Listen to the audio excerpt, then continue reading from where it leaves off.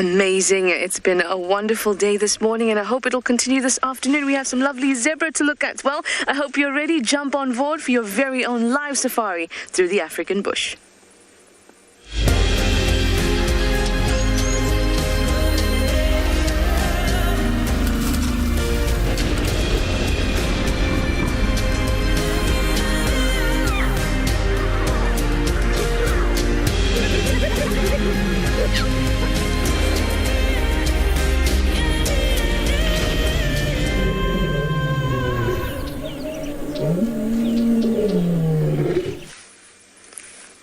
Hope that you're ready, you're all on board, and your first sighting of the afternoon are these wonderful zebra. There's quite a few of them, and they're all together, which is awesome. My name is Trishala, and I've got Theo on camera this afternoon at Djuma Game Reserve in the SABUSANDS, the western fringes of the Kruger, and we are very, very happy to see some really nice large animals at the beginning of drive. Well, when it's warm like this, especially in the middle of the day, it can be difficult to get sightings. It's about 22 degrees Celsius, 71 degrees Fahrenheit, so I'm very glad to see these animals. They're all having a bit of a midday snack. Now, if you have any questions, use the hashtag WildEarth to chat to us. Ask us your questions, give us your comments. We'd love to hear from you. Now, don't they look lovely, just grazing along? I see 1, 2, 3, 4, 5 zebra. And of course the wildebeest there too. Now zebras like new, fresh, short grass, but they don't mind this dry grass either. And they'll kind of work together with the wildebeest. They'll kind of eat these dry bits.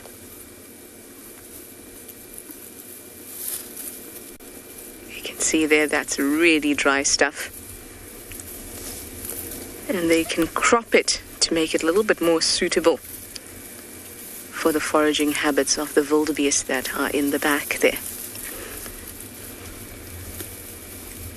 We call this grassland succession because everyone is after the same thing. They're all after grass, although zebras will browse if it's very difficult to find grass, but they all go after different parts of the grass, which is really interesting. The similar thing can happen in trees with nesting habits of birds. We're going to talk a little bit about the ecology today and just how everything shares the space and affects the space.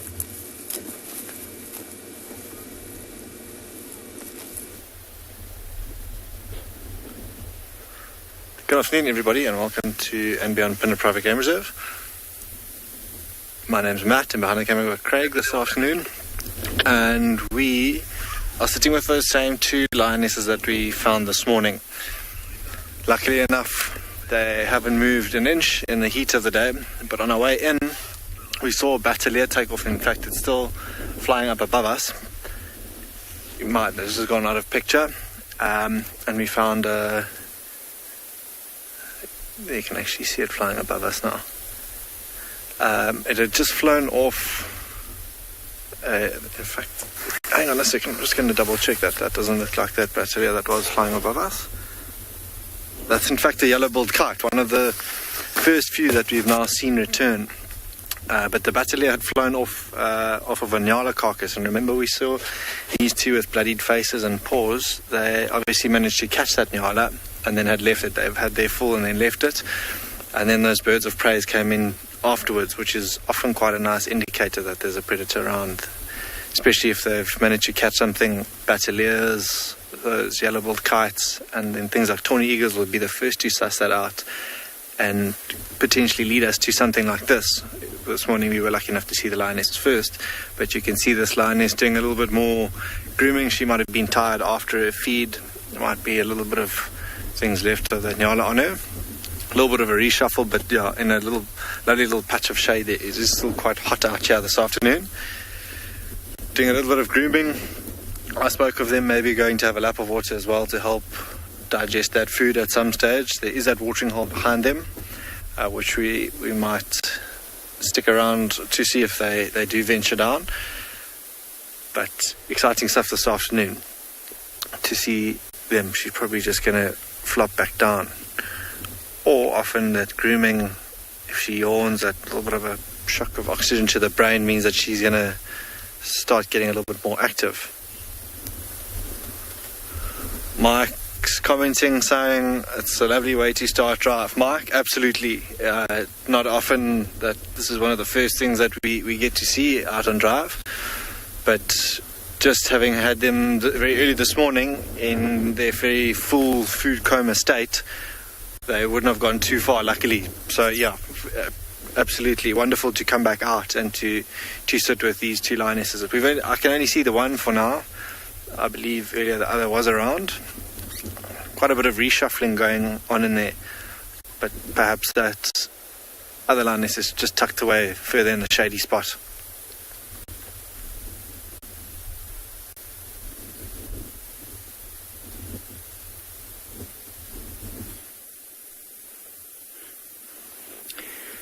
So, right behind that bush, you can see there's an elephant. There we go. And it's just left the water. So, welcome to andBeyond Ngala. And this afternoon, myself, I'm Yapi. Behind the camera, we have Gerrit. And we've just watched this herd of elephants. They've come down to have a drink. It was a little bit of a warmer day during the middle of the day. And actually, in fact, it's still a little bit warm, but there's this cool breeze blowing. And that's why they just had a very quick drink. And now you can see they're disappearing off in the distance. And you can see they're slowly moving off. The ears are flapping, which is a sign that it was a little bit warmer and they're trying to cool down. And I think, so in the direction that they're moving, that's actually a dry riverbed. It's very difficult to see from here because it's such a large area. But you can see some green trees around. One would often wonder, why do they move that way? So they're moving in a northerly direction, where the wind's actually coming from the opposite direction on Ngala this afternoon. And I think they're moving in there because they're looking for the food that's up there. Further down to the southern side of this watering hole where we're at, there's not too much greenery and too much dry riverbeds. You can see all of that used to be underwater and is completely dried out at the moment. But there's still water under the sand, and that's where the elephants are heading towards.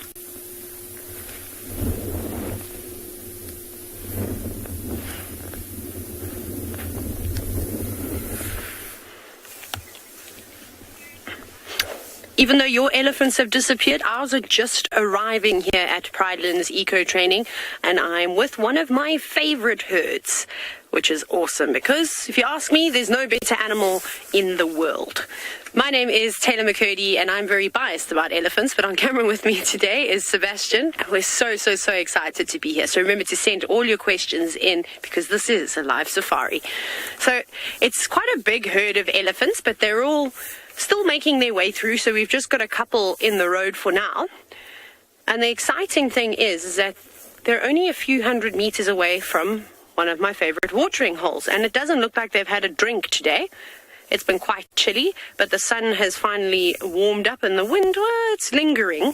So we might get them splishing and splashing down at the water hole. So we're definitely going to stick with them until they do so. But look at that little calf. You can just see the trunk hanging between mom's there, little trunk just dangling there, and that little calf is having a drink of milk. So they'll suckle for a couple of years, but it's also eating vegetation at this stage. It doesn't look like a very young calf. It actually looks like mom might be pregnant with her next one. She's kind of bulging out at the sides. But we have to be a little bit cautious of this elephant cow in front of us because she doesn't seem to be too happy with the vehicles today. So we'll make sure that we give her the most space.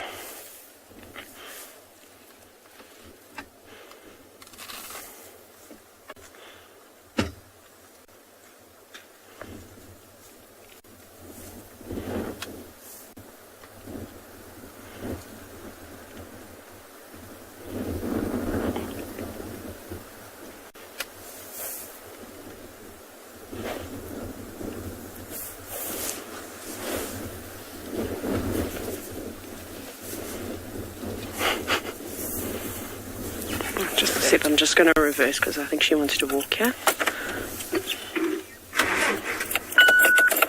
Hello, internet audience. I love it when I get to call you guys that. I don't mean any disrespect, of course. Right. This little cow she's not a little cow, she's a big cow. Is a little bit sassy, but within this herd of elephants, it's the Alicia Keys herd. It's not really their name, but I can't think of a better name. Open for suggestions to call this herd. But she's always been a bit touch and go with the cars. So I was just telling Seb, and then funny enough, she did that. But I must tell you the funniest story. It's hilarious. But her calf, actually, I'm just going to stop here for now, and they're going to walk down, and we'll go around. But this little elephant came right up, and it was kind of on a rise, and obviously throwing a bit of a tantrum, and picked up a rock and tried to throw it at us. But little elephant, that one's only maybe 2.5, 3 years old or so. And then it went woo, woo, woo, woo, with its trunk like a helicopter. And then it reared up. It was so great. Stood up on its back legs. So then obviously I kept saying, jump, elephant, jump. So I did get a great video of me going, jump, elephant, and then it jumping up on its back legs. So I'm very proud today. It's the small joys in life. Hey, Sebastian. Yeah. It was nice. Do we go and wait for them at the... No, you see, now they change... Okay. No, I'll talk to you all just now. Sorry, Seb.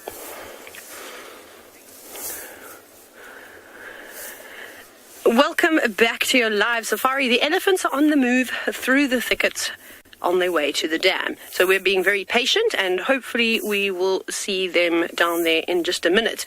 But of course, before you can head off for a drink, you got to get a couple of salty snacks, although I don't know if those branches taste very salty, but maybe if they ate on some guarri trees or something that's high in tannins, they're definitely going to need a liquid substance to wash all that vegetation down.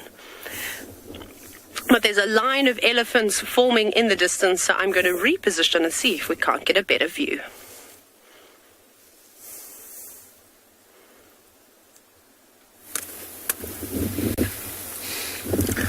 Good afternoon and welcome back to Djuma, everybody, where we have found a little journey of giraffe just meandering out in the bushveld.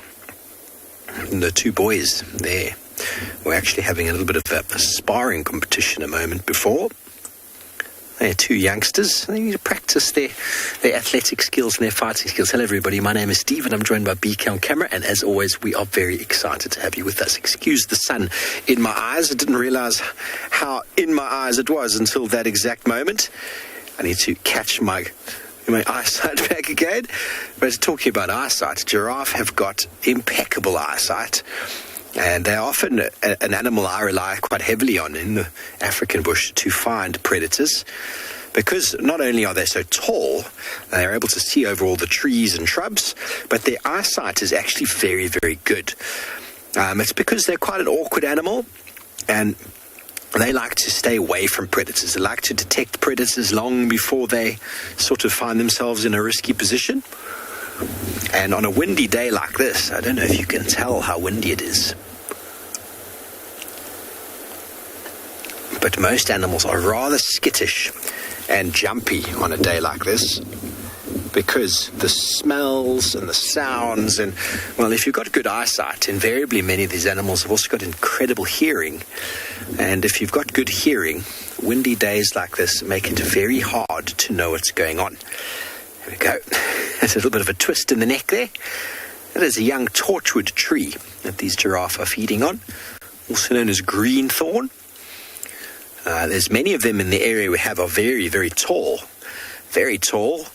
And those that have not gotten very tall will not. They're maintained at that height by giraffe and elephant. Beautiful little browse line. A very tasty tree. Very digestible, full of nutrients, and they've got very good root systems. So you'll always find the tortured trees with very green leaves, access to the water. And those two gentlemen are having a proper little feast.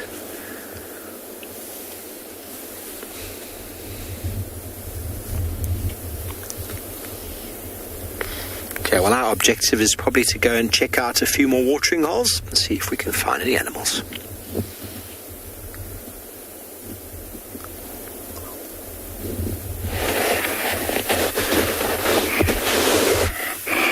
Hello, good afternoon, and welcome to Wildebeest Heaven this afternoon. My name once again is Isaac, and on camera I have Big James, and we are at the swamp to show you some wildebeest. This is a few that are left here this afternoon. Majority of them have crossed to the other side, and many of them have died. These ones will be crossing in the next maybe 1 or 2 days. Because there is not enough water here, it will force them to go towards water, and the urge to cross usually comes from there. This afternoon, our temperature here in the Mara is 27 degrees Celsius. Very comfortable, very pleasant. Remember to talk to me on hashtag WildEarth. Any question, comments are very welcome. Me and my colleagues will answer you or assist you in something that you want to know. Thompson's gazelle at the back there, you see them. We haven't been seeing them off late, but it's nice to see them in between the migration. Here, these guys are very busy doing what they do best, mowing down the grass. And when they get tired, they'll sit down. As you can see, that guy there, very comfortable spot to sit because there is security all over. David, thank you for your comment. It is Wildebeest Wednesday. For sure, indeed, it is a Wildebeest Wednesday. It's no longer a ladies' Wednesday. It's a Wildebeest Wednesday. Yeah. A lot of eating. Yeah. Remember, these guys are here in full force. Everywhere I look, everywhere I drive, I see different one every day, and every time it's different. Yeah, I can tell that over here everybody is comfortable. They're not making any movement. Usually when they're about to move, they'll huddle in small herds. That usually forces them to break out of the small herd and form a long line. From here to the river, to where they can drink, is about 3 kilometers. East, I am facing south, and so I'm hoping that tomorrow I can be able to catch them at the river, because I know they will want to drink, and the only place to get enough water for all these in numbers is by the river. This is the white-bearded gnu. Remember, they are migrating. They are doing their annual migration from the Serengeti to the Mara. They do it for a period of about 3 months. They stay in Kenya, and then the rest, they're always in the Serengeti. Tammy, you ask about what is in the diet of a wildebeest. Basically, is a lot of grass. Grass. That's all they eat. Although there is different kind of grasses, it might seem like it's one, but there is quite a good number of grasses. Also, they do eat salts, which they find in soils. And that's one of the reasons why they head back to the southern, plains of the Serengeti, where it is believed that the volcanic ash that was blown from the Ngorongoro crater and landed there about 2 million years ago contain minerals that they need, and also for lactating females. Hence, they go to give birth in those plains. Yes, and here they're doing they're eating what they have, and all they have to eat, grass. It's a herbivore, it's a grazer, so they eat grass only. Yeah.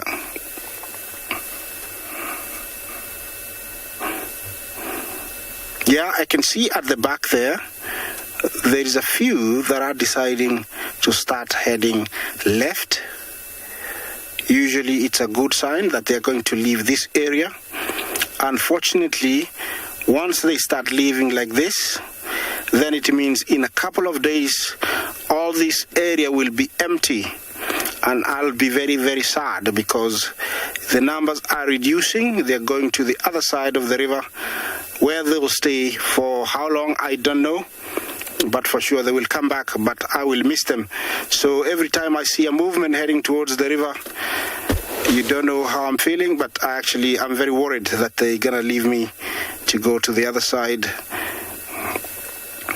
So I'm hoping they can stay a little bit longer.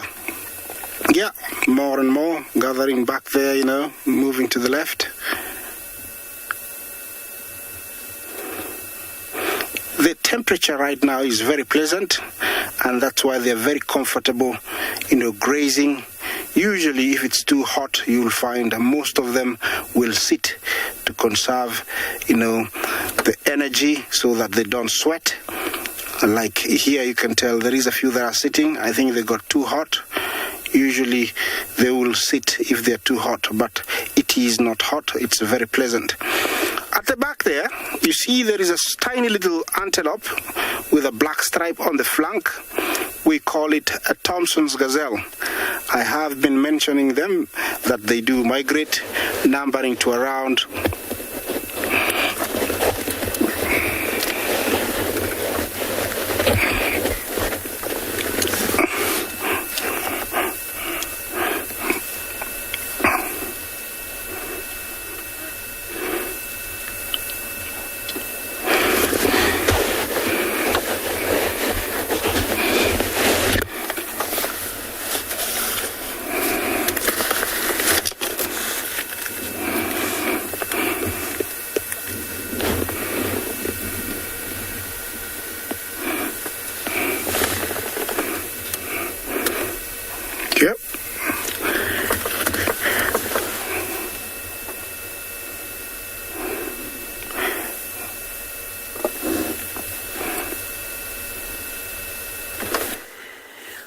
Everything has calmed down for, well, a little bit. The elephants are now just feeding peacefully, which is good. Except for a few members of the herd, of course. But we'll focus on them in a bit. There's some adolescents that are misbehaving in the distance.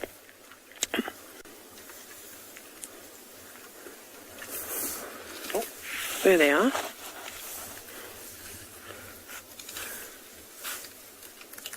Have you still got comms? No, it's very quiet.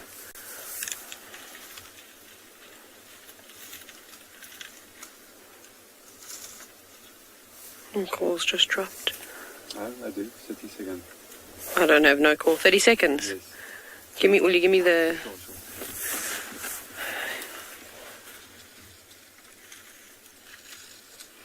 Sorry, everybody, I've lost the call. You want to talk?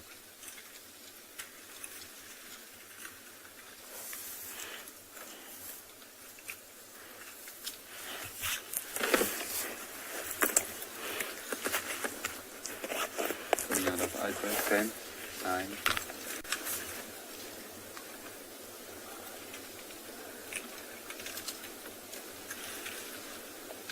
Lost, but we should be live. Welcome back, everybody. We are still with a herd of elephants here at PRIDELANDS as they munch upon some delicious sticks. Well, at what they deem delicious. I don't think you and I would enjoy eating them. Just checking. Sorry, I seem to have lost the call with our wonderful directors in Final Control who are telling us all sorts of things in our ears. But there's a little elephant. One of the cheeky ones that are very, very playful this afternoon. Apologies for the ringing sound. We're just getting in touch with everybody again. One of the joys of being on a live African safari, signal problems. But those can be made better by watching these wonderful pachyderms. So you can see that little one is struggling a little bit. Sort of got the gist of how to use its trunk, but it'll still need to train up a lot of those muscles. It looks like that piece of grass that it's got there is a bit of a struggle. Hello, big girl. Just cutting across the screen.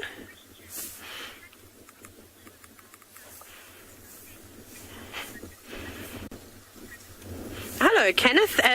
Great question. So we were obviously watching that young calf that was suckling, and I said that they suckle from their mothers for a couple of years. Now, your question is about how long do they sit, well, are they reliant on their mothers? So if it's a female elephant, it's most likely almost every single time going to live with the same herd for its entire life. But they will suckle for about 3-4 years. It just depends. The gestation period for an elephant is quite long, and they do need to suckle for a fair amount of time. So it just depends on what that interval is, because if mom gives birth after 3 years, then that other calf is not going to be allowed to suckle. But that's not to say that they don't try and sneak a suckle every now and then when mom's not paying too much attention. But from just a couple of months old, they already start eating vegetation. It's just a bit difficult because that trunk is full of muscles, and you know that you have to train your muscles, of course, and this takes a long time. So they don't quite get enough nutrients from just the plants, which is why they have to continue suckling.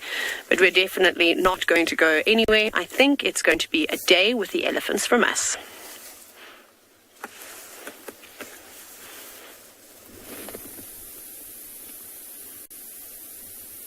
So as Taylor's not going anywhere, we are actually quite surprised to have found this little antelope out in the open like this at the moment. There's quite a strong breeze blowing here. You can see she's not too concerned. Now the amazing thing about this is a steenbok. For those of our viewers that haven't seen them, as you can see, she is a little bit nervous and she's checking in our direction the whole time. And she's looking for small leaves that's fallen over to the ground, and nibbling at whatever little shrubs might be in between this dry grass. Now, where she's walking from, she stood up from there as we arrived, and I think that there's a little patch there where she might have been laying down today. Now, the amazing thing is she's got a small little area here, so she's always within this area, and at its largest, roughly about a square kilometer. Now, from where we are, and she is territorial, but she has got her own area that she moves independently from the male. And what's interesting is the male actually happens to be here.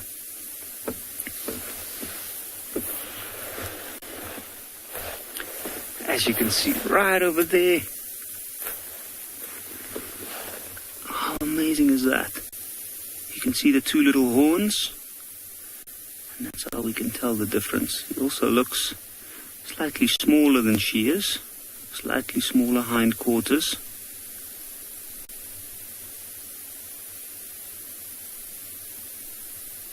See, he's also stopping every now and again to listen out. Samantha, how old is this steenbok? That is an extremely good question. I really don't know. It's quite difficult to age a steenbok. I do know that they take about a year to grow to their full size. So actually within 6 months, and then about a year they are ready, 9 months to a year, they're ready to sexually reproduce. And in this case, I know that I have been seeing these two around here for quite some time, but I don't know how old they are. You can see he's just disappeared behind that tree for now. I think they're moving a lot more this time of the year because there's a lot less food in a small area, so they need to constantly move to look for small things. Now he's disappeared, and the little female, she's still within her area. And what's amazing about this is the fact that they don't seem to be bothered about anything. I can see she's feeding right off what looks like a midden of some sort. So there's some dung on the ground. And I think maybe there might be a small shrub or green plant that's grown out of that dung.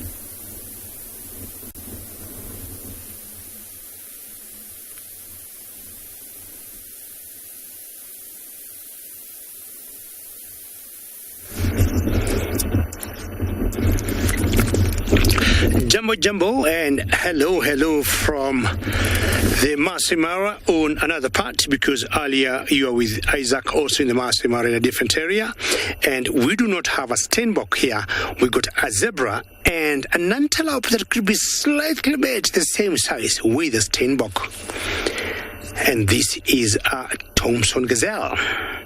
So there are a couple of Thompson gazelles there, and a very good afternoon, everybody. My name is David, and with me on camera is Bungay. And I'm sure Isaac already told you we have a very warm MAASAI Mara, but hopefully it's going to cool much later. And ladies and gentlemen, as usual, should you have any questions, please send them through. We always have a lot of joy talking to you. Now, those are 3 Thompson gazelles and 2 what I would call the Butcher's zebra. Now, look at them feeding, and you will notice they're feeding differently. Because the zebras are going for like the rough grass, and the Thompson gazelles are going for shorter grass. As much as it doesn't look as green, but you'll notice they are going for shorter grass. The Thompson gazelles and the zebras are going for longer grass. That definitely would be a male by the virtue of his size, because both of them, males and females, have horns. I do not remember very well, but I think steenboks, the females, do not have horns. It's only in the males. I could be wrong, but I'm sure that's what, as far as I can remember. We don't have steenboks where we are, and or to have the Thompson gazelles just passing the wildebeest facing the other way. They seem not to be feeding the wildebeest, unlike the Tommies and the zebras that we just saw there.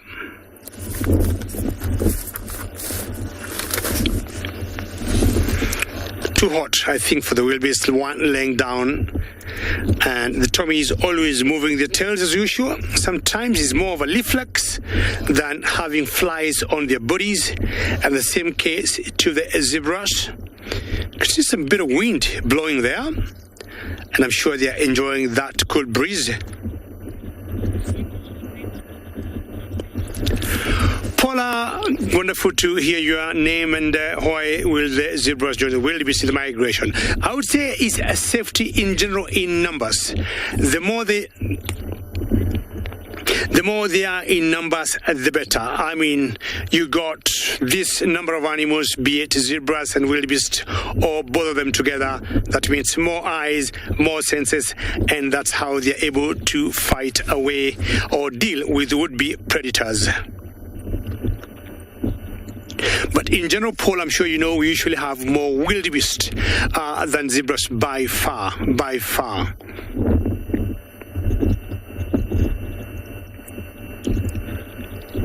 Very interesting how these smaller Tommies keep moving their tails. I do not know how many times they wag the tails in a minute, and I would like to know what muscles they are made of. Well, remember, we are coming to you live from the MAASAI Mara of Kenya.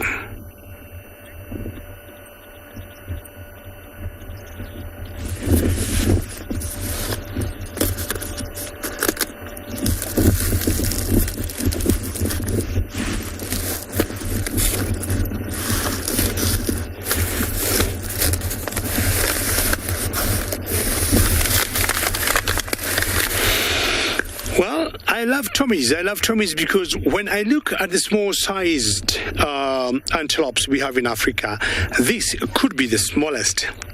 But of course, we got other small antelopes than this. We got what we call the dik-diks. We got another type that we call the Suni, S-U-N-I. And in West Africa, there's another smaller one. I think it's called the royal antelope, that are a lot smaller than this. You might think they are babies of the Thompson gazelle. So imagine the size of that Thompson gazelle, and look at something or an animal smaller than that. Well, we'll go to the trees or the bushes you see in the background there. That's where the Mara River is, and find out if there could be any action there.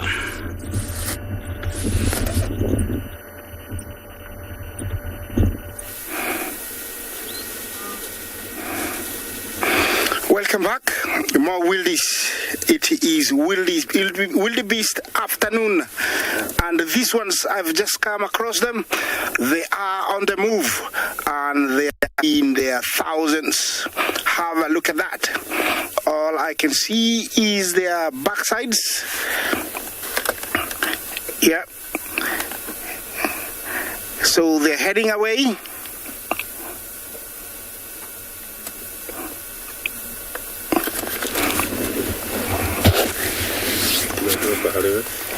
Yeah. Yeah. Welcome back again. And we're still in the Masai Mara. My name is Isaac Rotich, and on camera is Big James, and I have more wildebeest for you. Just have a look at what is ahead of me.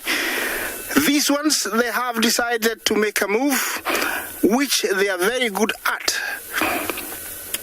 Yeah, they are in their thousands. It's also nice to show you their backside. We've always been seeing their front side and their sides. And so, you know, that is the view, the rear view, heading away from us.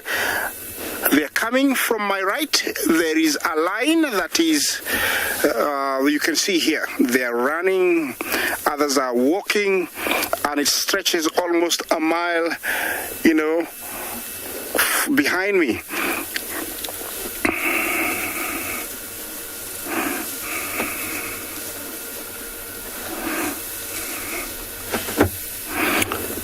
Is that risky?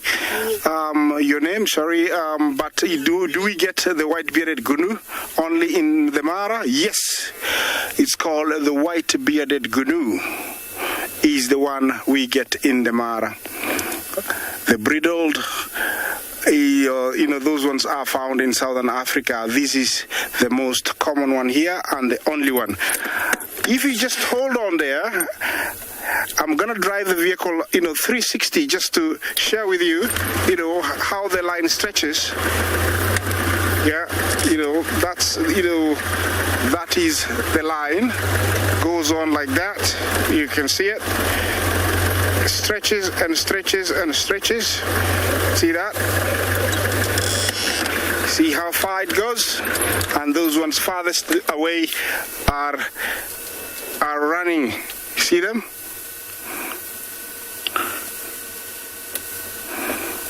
They are coming and coming and coming. And it stretches for miles, as you can see. Those ones farthest away there will be standing and running towards us, not you know, long.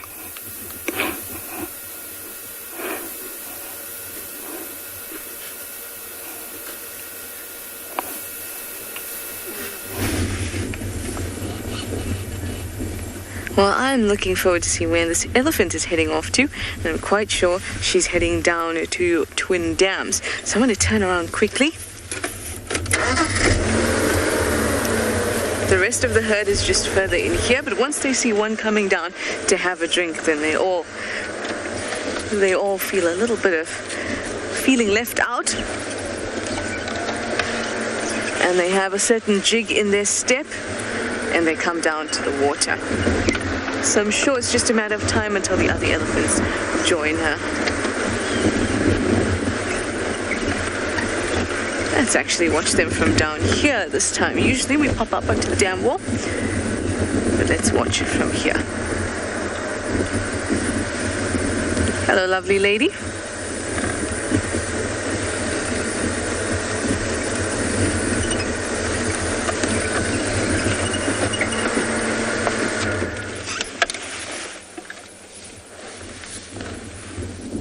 There she goes.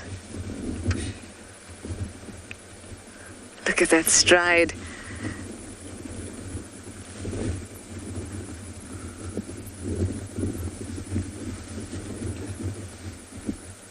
Cooler Bear, you'd like to know how elephants stay warm without fur? That's a really good question. Firstly, they do have little hairs on their body. It's not easy to see, but they do have it. But they also have a huge mass. And that very large mass is what keeps them warm. they have what we call a small surface area to volume ratio. So they have very little surface area for the amount of mass that they are, for the volume that they are. So it's very hard for them to actually lose enough heat. And those big ears with those multiple blood vessels and the wrinkles in their skin increases that surface area so that they can lose heat a little bit easier than if they were just smooth with small ears. So in fact, not having fur does not affect them because of their large mass.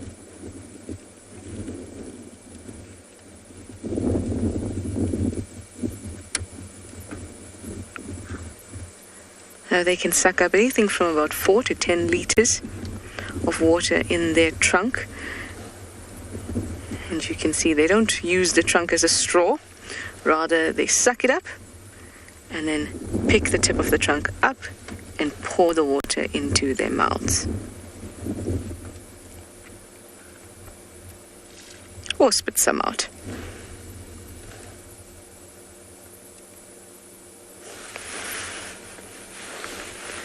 Are you waiting for the rest of your herd? Doesn't look like you're the trendsetter this afternoon, though. You can take the best spot. Often you'll see that elephants have, lack for a better term, FOMO. When they see one elephant in the water, it's fear of missing out, and they come running. Almost looks like she's used to seeing them come running, and now she's wondering where the rest of them are.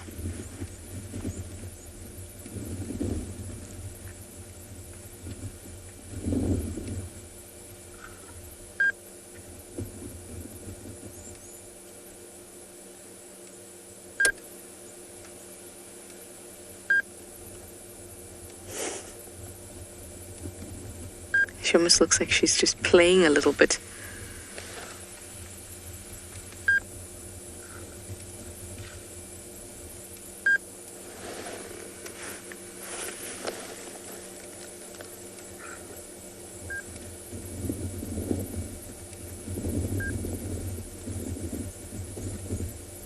Now, elephants will come to waterholes at any time of the day.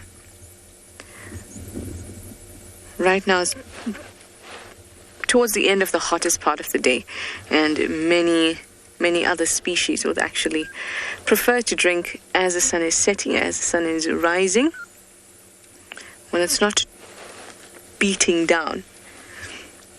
But elephants will drink at any time, and most animals will take the opportunity to drink whenever they can, but they prefer slightly cooler times. And that's why it's really nice to see elephants come around if you wait at the waterhole with a bit of patience. And this time we didn't even have to have any patience. She just came to us.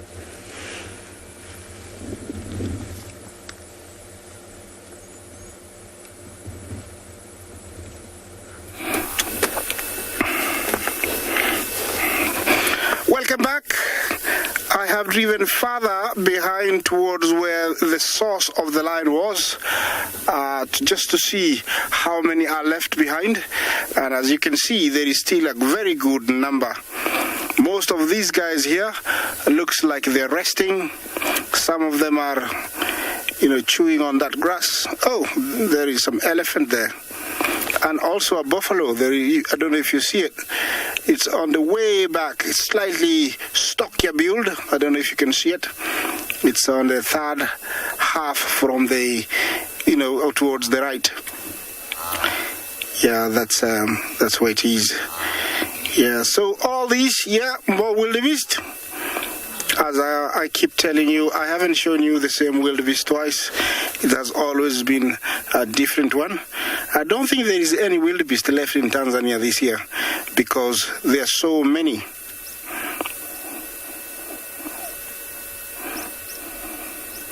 Anishka, good question and thank you. I hope you're well this afternoon.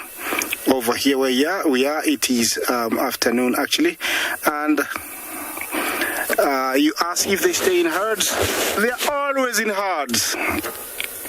The only time there is privacy or the herds break is when a female is giving birth, but within a very short time the little guy is on his feet maybe 15 to 30 minutes, and he joins its mother, and then they move towards the herd. They are herd animals.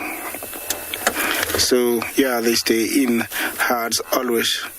Yeah, this is a very beautiful area if to choose for them, because it is sort of, flat. There is water, plenty of grass, and if you have many of you together, survival rate increases, because if you have covered the whole area, then for sure there is no predator.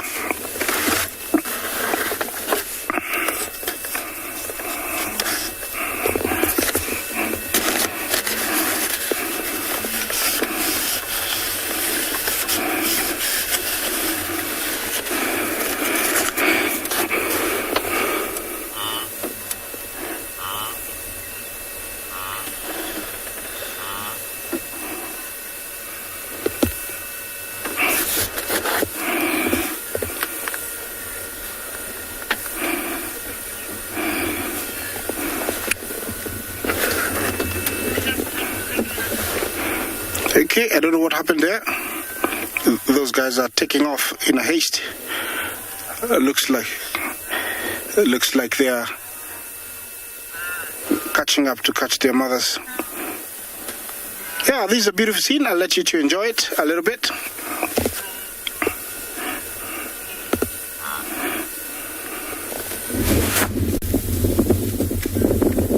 Welcome back to South Africa, specifically the SABUSANDS, with a very different kind of zebra. Although they are the same species, a subspecies. Don't know if you've seen the zebras in the Mara yet, but ours have now gotten very, disappearing into the thickets.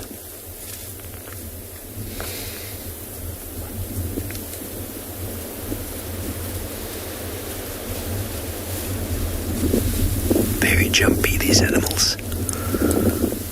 The wind. Every twig, leaf blowing. There's a potential danger.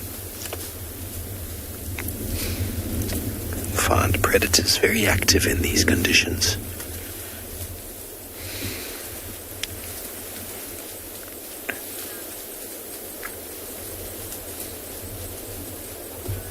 Hello everybody, welcome back to Djuma Private Game Reserve, or should I say Chitwa, where we are currently in the SABUSANDS, with a nice little group of zebras and some impala, all hanging together, trying to not be the one on the edge. Because as discussed earlier with the giraffe, when it's windy like this, it's very difficult to hear what's going on. So you'll find these mixed herds hanging out together for safety. And you'll often find these animals going into the thickets as well, where the wind is a little bit more buffered. It's not moving as much. Depressions or other sides of hills where they're protected by the wind, where they can go about their day. I don't know if you've ever experienced it, being in the wind for a long period of time, how it can be quite frustrating on the body. Quite annoying, actually, and I definitely get quite antsy in the wind. So do these animals. I mean, very jumpy, very fidgety.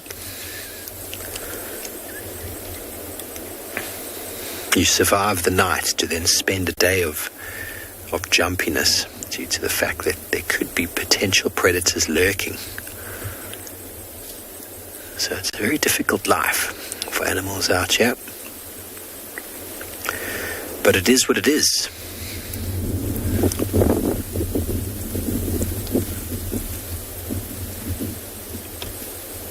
See how all their heads are up. There's not much. Yeah, those two got their heads down, but the others want to put their heads down, and then they put their head up.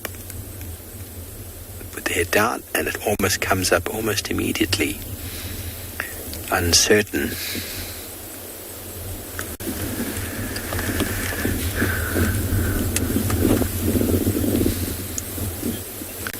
Hello, Justin. 9 years old. You want to know how zebras tell each other apart? Well, they actually recognize each other First of all, when mum has her little youngster, they go away from the herd for a period of time, and they imprint on each other, which means that it's not just a smell, but there's a physical imprinting that they're able to recognize. Then after that, I think it's done for life.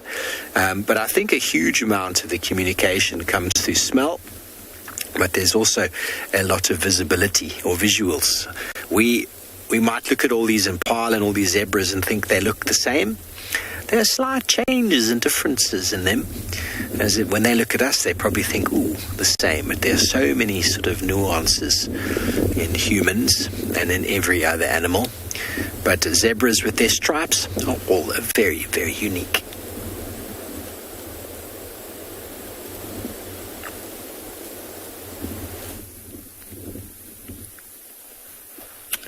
So we have left those two steenbok that we found along our way towards the lions, just to come and see what's changed and what's happening here. And look at that little one, all content. He's laying right next to his powerful father, and not a worry in the world. When we left them this morning, these two were feeding, and when we arrived, they were feeding. And there's the other little one. You can see she's cautiously approaching this carcass. Oh, a small lion cub like this, even though this is her family, and even though she is safe from other predators and other lions, just the nature of this animal makes it that at times a situation like this could be dangerous for small lion cubs like this. They're much younger than the rest of them. Those older cubs will fight to get to the food. And to fit into a lion pride is also to first learn how to survive. We have a lot of lion cubs die off, not only because of other dangers, but often even because of their own pride members.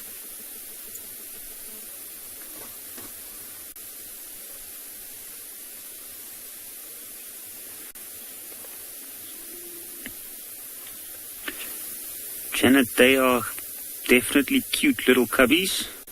Look at that little one.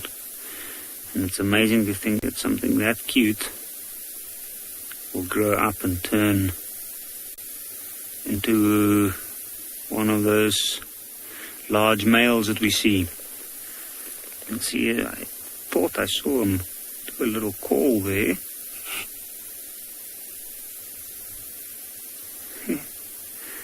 Everything's drawing his attention at this point. He's a very curious little thing at this stage. And I think it looks like he's following his mother at this point. She's moved off in the direction that he's looking up.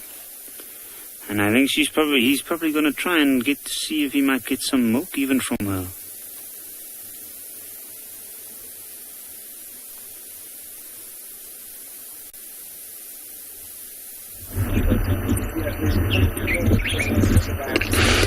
How wonderful is it to see some cubs feeding? Well, I don't have anything feeding at the moment, but I've gotten to the Mara River, and if anything could be feeding here, it could be a crocodile or crocodiles, or maybe sometimes lions feeding on those animals you're seeing on that riverbank. Now, I am on the Mara River, and you can see when the wildebeest cross, see what they go through. Now, I do not know when these wildebeest got where they are, but what I'm trying to think is they must have crossed the river from the side I am to that side, and they hit a dead wall. The reason I'm saying that, if you look at them, they look pretty dry, since they were in the water when crossing, and there are so many trucks there. I'll just wish them well, and hopefully going to make it on the other side, because coming back to where they crossed the river from, it could be rather dangerous. I'm going to leave them now and move on and look for something else.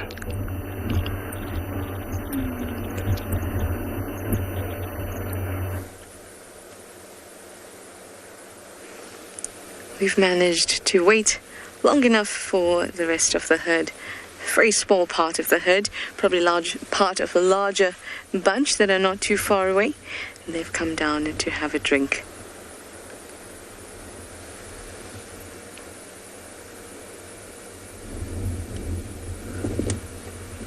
Look at how lovely this is. We have small, medium, and large having a drink here.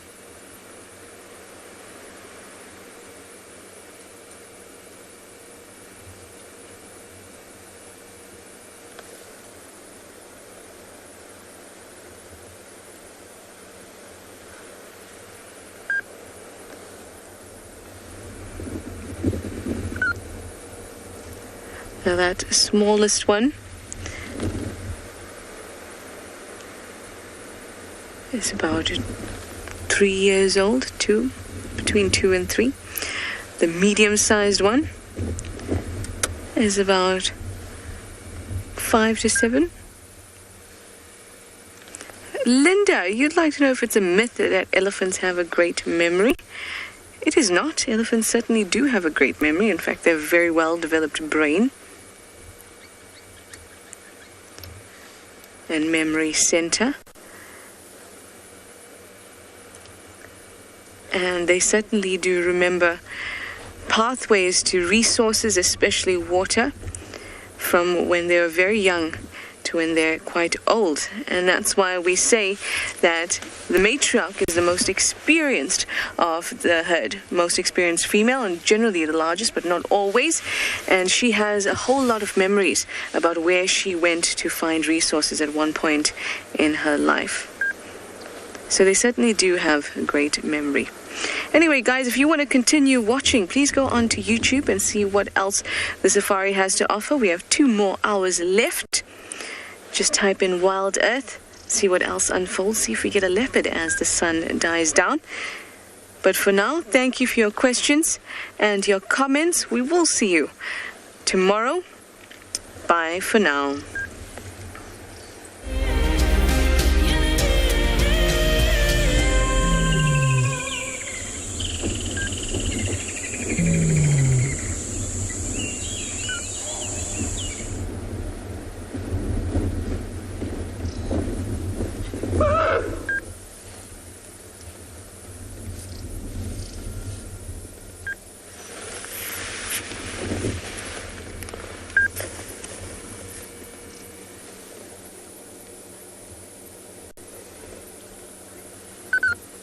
Hello everybody, our internet viewers.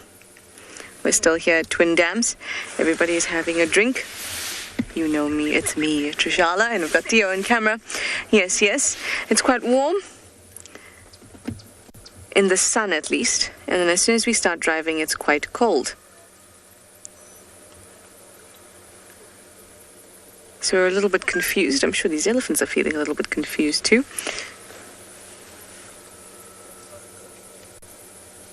It's one of those days. Hello, gorgeous.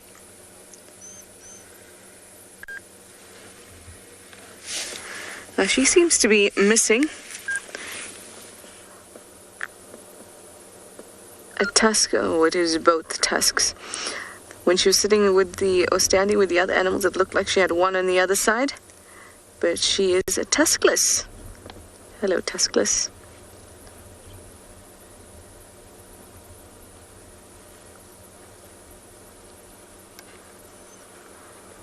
That is a recessive gene, as you have probably heard.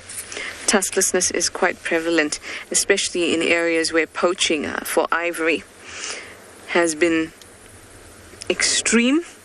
Not even extreme, just where there has been poaching, because those elephants that did have the gene for tusklessness survived those times because they had no ivory to offer the poachers. I've seen a few cows, tuskless, out here, but it's definitely not very, very common.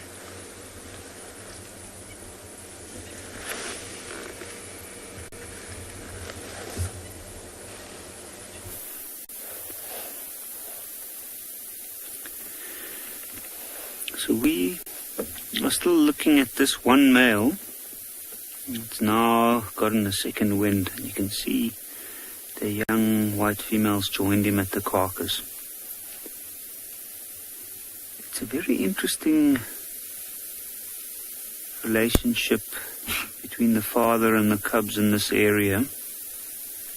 Like, these males are not particularly family-orientated males. And in fact, they usually chase all the younger ones off when they are at the carcass, which is exactly what happened here. But now he's let that young female come in, and I think that's because he's got the bulk of the meat left there where he is. You can see he's struggling really bad. Look at him bent down completely. And you can see the young white male behind him. Looks like he's not included yet. Have a look at Bill's got his head deep in there, trying to get to that last piece of meat there. He's got his front paws spread out and he's pressing down on part of the skin and trying to use that and the force of that to pull off chunks of meat.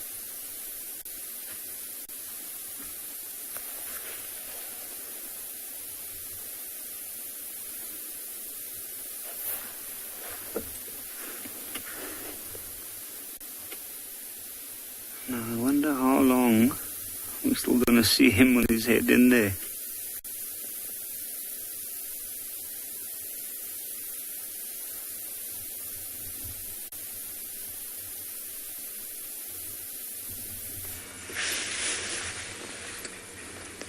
Now, when I looked here, and Theo framed it up, it was a black-collared barbet. And then this crested barbet just chased it off that exact position and took that spot instead. I love a black-collared barbet. That's why I wanted to show it to you.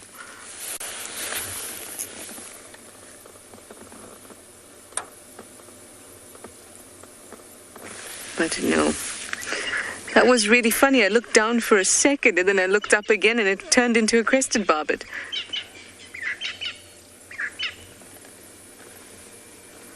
Oh well. Hopefully I'll find another black-collared barbet. Anyway, our elephants are still chomping away. Ooh, ooh. Oh, a water monitor is coming to say hi. Look.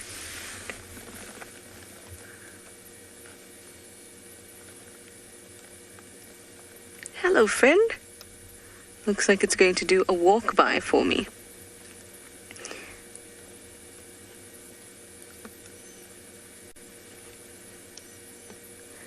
It's coming from my steering wheel.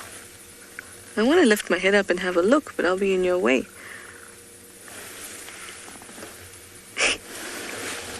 I'm being attacked, everyone. Ah, there it is. Well, it's now in front of the vehicle, but I might just stick around and see what it does. Hello.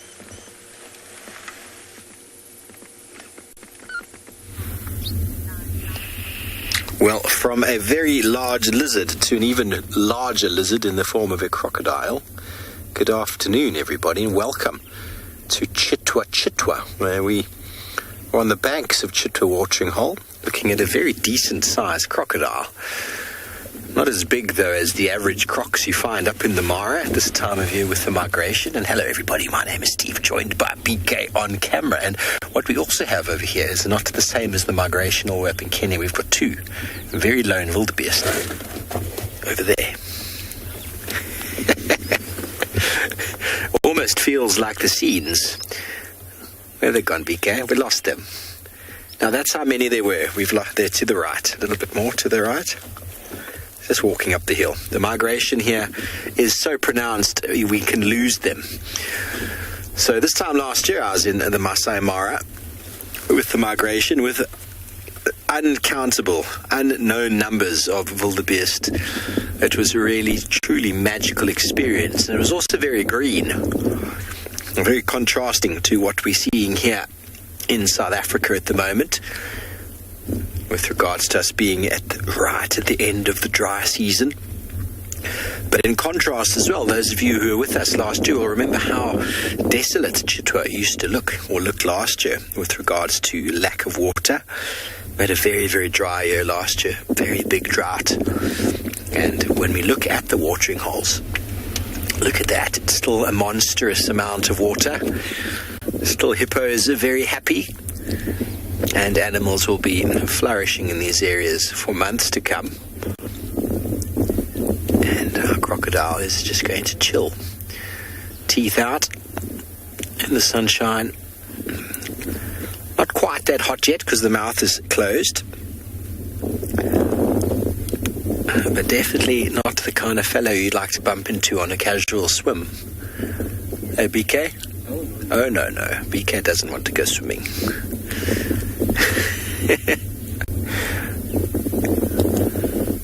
Wonderful scenes. At least the wind is still blowing, and it's not a cold wind, which is good.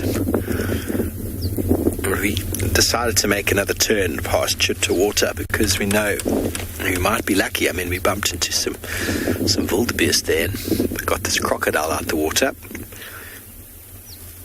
You never know who might materialize out. I always sit, as Brent would say, with the head on a swivel when at a watering hole, because you never really know who might just suddenly pop out of the vegetation.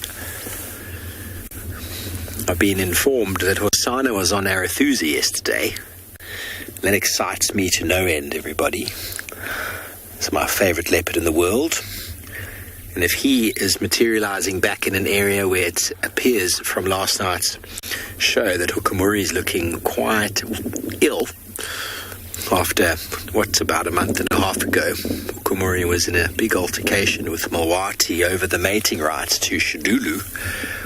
And since then, he's lost an enormous amount of weight, it seems. I didn't see him last night, but if the little chief Hosana, who's now a big chief, is moving into the area, well, I want to be the one to find him.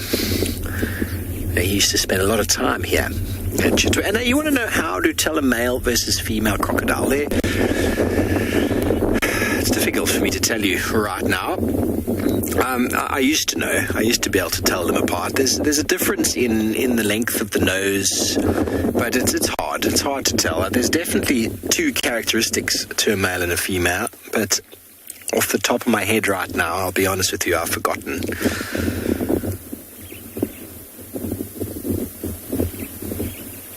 I'll have to look that up again and come back to you with that answer, because it's got something to do with the nose. But then this one's got a very nice nose and some mighty white-looking teeth.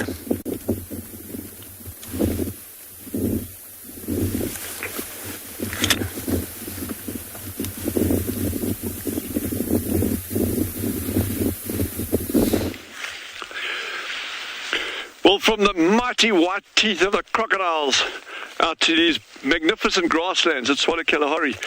It's wonderful having you with David and myself, Dylan. David and Goliath, or Goliath and David. So we're actually just admiring these grasslands over here, and we can chat about it a little bit. One of the key things that we're seeing in these areas is a high lion density. Well, a relatively high lion density compared to the rest of the reserve. And it's these apex predators that are actually maintaining the existence of these grasslands, not the herbivores. Anyway, we can get into the ecology of that a little bit later as well. But it's just wonderful having you with. My finishing school classes ended a little bit later. I missed the first hour, but it seems to be helping somewhat, so I'm really pleased about that, and I'm sure you will be too. But I think let's just go out and explore it. I've got nothing particular that we're going to be looking for this afternoon, but it's just going to be a gorgeous afternoon. Thank heavens it's warmed up. This morning was freezing cold. By the time we finished our drive this morning, it was, I don't know, probably 1 degree out here. I think with the wind chill, it was a bit cooler. It was very cold. But this afternoon is absolutely gorgeous. So let's go see what we can find and just have fun.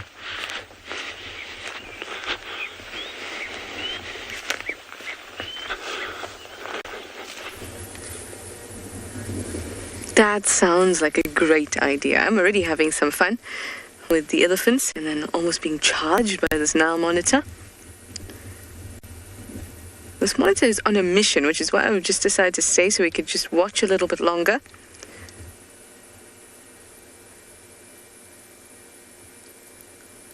Maybe there's something tasty that it can smell. You can see that tongue is out.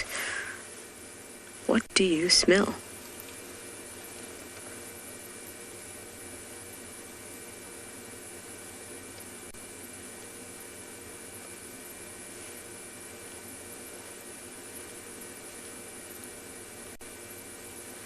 They have very, very well developed sense of smell.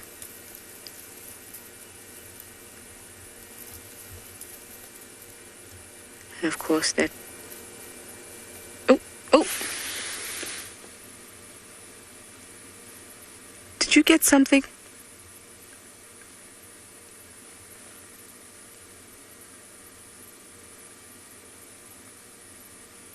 Now these guys have a very wide variety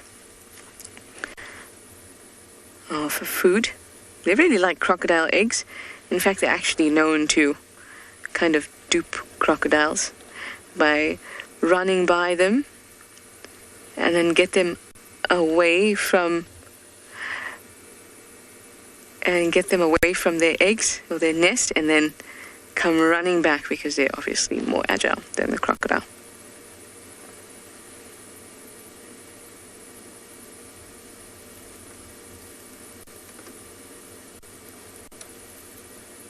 Pink Bunny, you wanted to know what is a monitor lizard's predator? Well, definitely they would not want to come up against an adult crocodile, especially after they've been raiding the nests. Look at this guy. Large birds of prey, I mean, at this size, when they're pretty much an adult, they can grow to about 2 meters or so.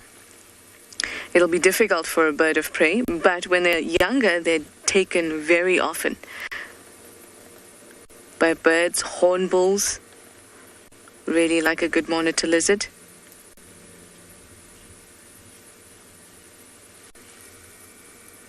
I mean, a cat would take it too, but it's not going to specifically go for a monitor lizard.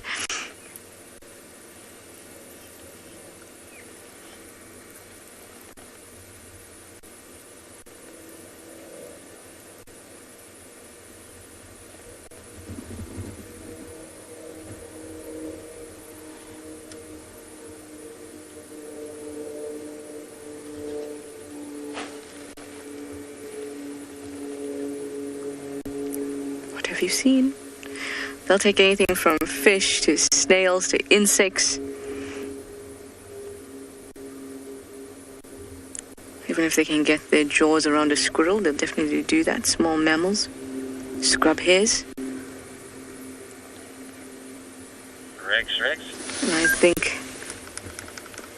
I think it's out to get a meal. It would have been soaking up the sun for a long time today. And this is a good time to be out. Obviously, it's a reptile, so it needs to have sufficient energy before it can go about hunting.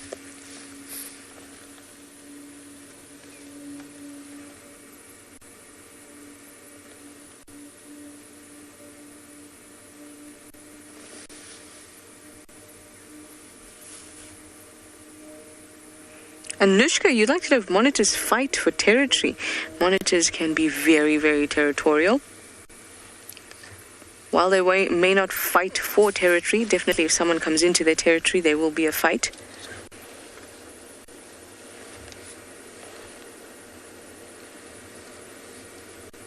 That being said, I have seen groups of water monitors together, but not in wild areas, more in, like lakes and botanic gardens and parks and stuff like that. I've seen lots of them together, and behaviors can change when animals are in that kind of situation. But out in the wild, they are territorial. It's now listening to the airplane that you may be able to hear as well. I'm going to stick with it just a little bit longer and see if it manages to get a kill. Look at it looking up. That's quite cute. And hopefully it will.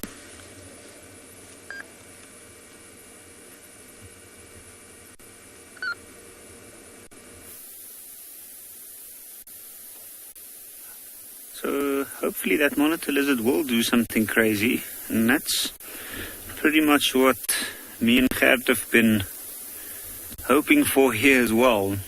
The craziest thing that happened is that big male looks like he's literally passed out from eating too much, and he is literally sleeping on top of the dead giraffe with his head. You can see he's breathing quite heavily, very rapid breathing rate, not the calm breathing rate they usually have when they're laying flat like this. And that's just because he's so full.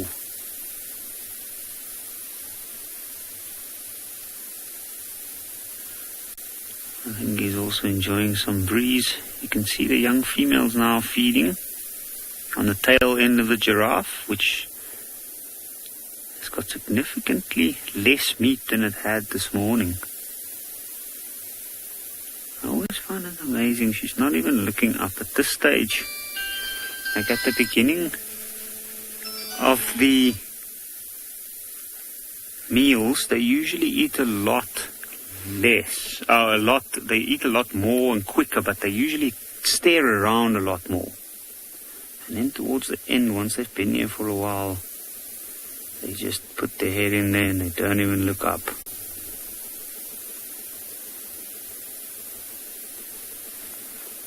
It's almost like they're taking turns now. See, the young male just put his head up to have a quick look. Decided not to. Now that's a lot of meat. And this morning we had the question of how many lions in this pride. With the males, it should be 18 of them altogether, and the 2 young cubs. And a big male like that can eat roughly up to a quarter of its own body weight, which is a huge amount of meat. And these 2 males, although they're not the biggest male lions I've ever seen, they must certainly weigh quite a bit. And the amount of meat they have eaten is probably close to about 30 kilograms, more or less, maybe even more.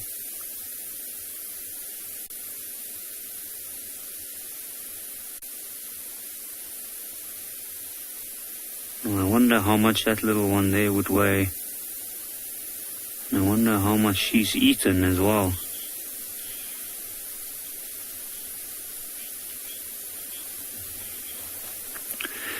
Diane, that's an extremely good question.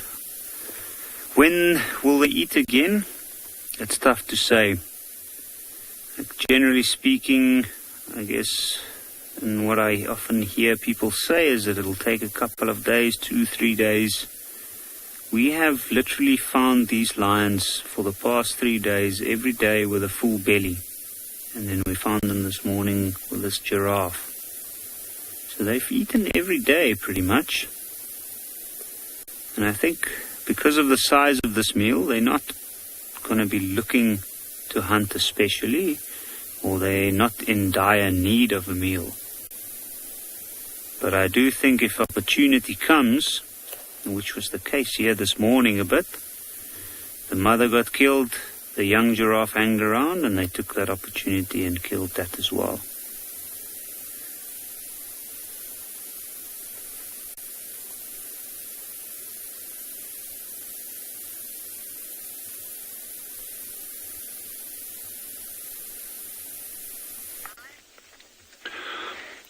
beautiful birds that we got, and I really do think they're beautiful. Some of you might think I'm a bit odd, because they're fairly like drab, greyish brown colour with little white rumps when they fly.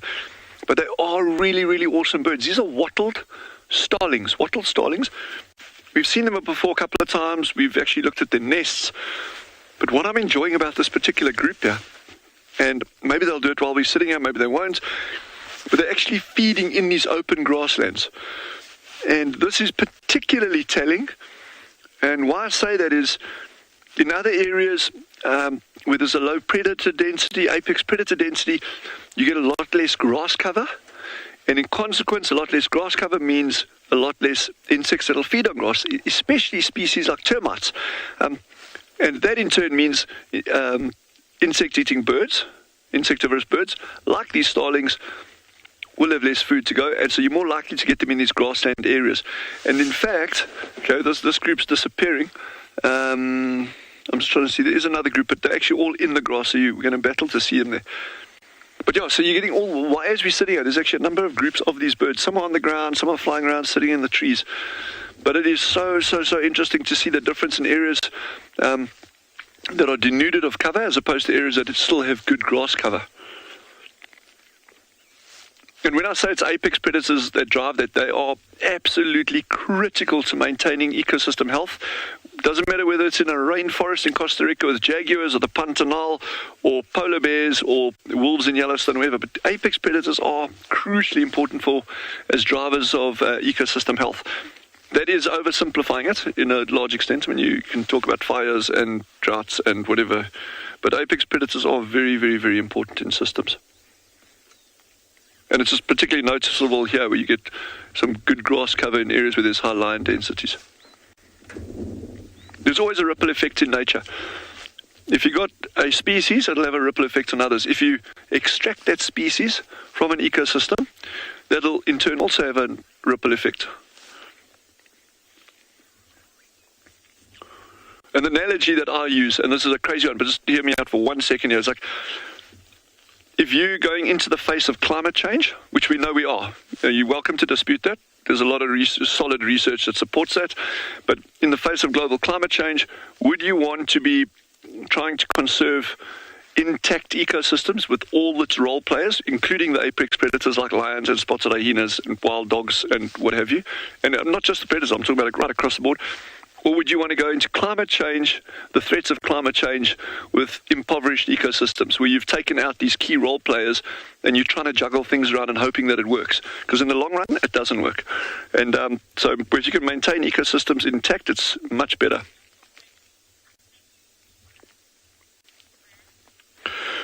Brad has asked a challenging question to answer, and yet a very interesting one. The question is, how does wind affect birds? So there are some birds that we get out here that just, I think, I can't say they don't like wind, because that would be kind of like implying a human thing to, well, they like it or they don't like it. But they can function better in less wind. And that's particularly noticeable on your very, very small passerines. We've got little cisticolas and those desert Cape pendulum tits. These are minuscule little birds. Desert cisticolas, tiny little birds that inhabit these open grasslands. Stacks of wind is not great for them, and they tend to keep lower down in under the grass cover, that kind of stuff, which obviously opens them up to the potential of more predation and that. Other birds thrive on wind. Take an albatross as an example. An albatross on the high seas must be exposed to huge winds every single day of its life, for years at a time sometimes, and it thrives. So it's a challenging question to answer.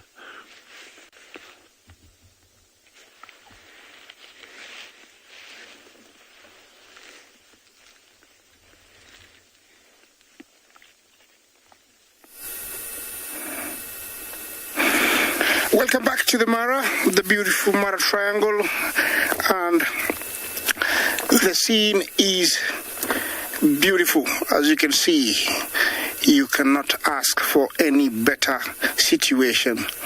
The light is perfect. It is cool. The animals are at peace. Everything is perfect. I hope you're enjoying this. Oh, there we have a bird. I haven't seen one in a while. I haven't shown you a bird for a while. That's a greyback shrike. It's one of the shrikes we find here in the Mara. Beautiful, look at him. Yeah, I'm sure he's also taking advantage of the wildebeest, disturbing little creepy crawlies and getting them. Yeah, look at the wildebeest. It looks like over here they have decided to start making a move. Every evening, most animals will leave, especially the wildebeest, will leave where they are and hope to go somewhere where they think there is no predators. And in this case, you can tell they are taking their last few bites from this area as they head to my left. That's a beautiful savanna behind there. Remember, it's one of the habitats that we find in the Masai Mara. Where I am, it's wooded savanna, and far out there, it's open savanna. Those are types of habitats that you come across here in the Mara. Those dotted trees you see there are Boskia coriacea, and the others are desert dates. Both of them give the Masai Mara its name. Mara means spotted or dotted in Ma language, which the Maasai people speak. Mind you, just to let you know that when you want to write Maasai for the people, you write MAASAI, so a single A, but for the people is MAASAI.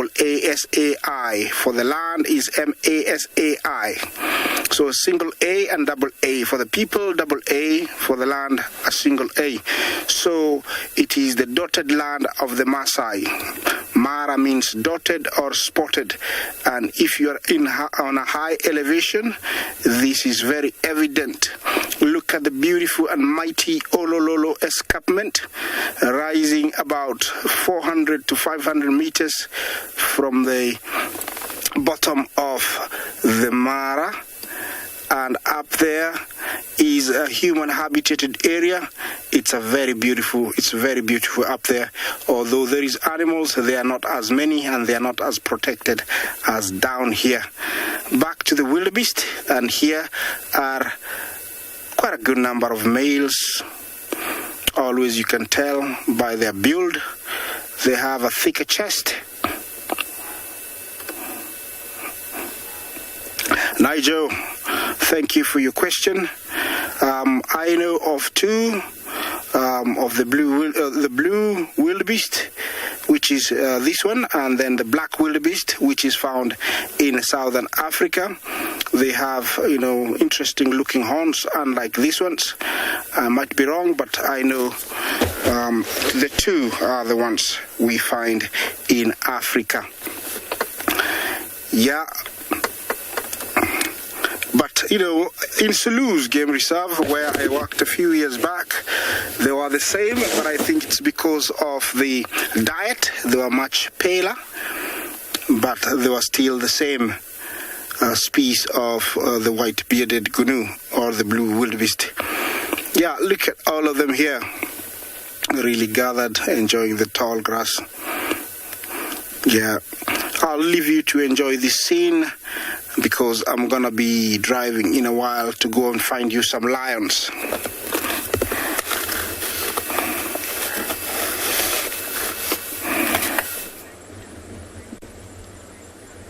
That would be great. Lions would be awesome.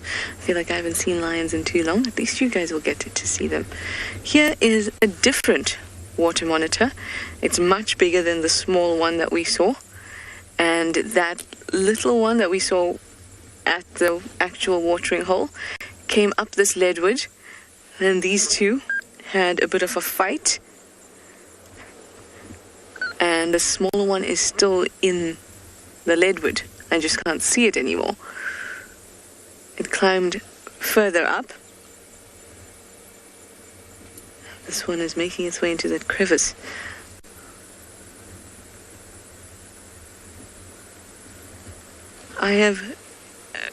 This is amazing to me. Firstly, to see two of them in the wild like this and up a leadwood tree.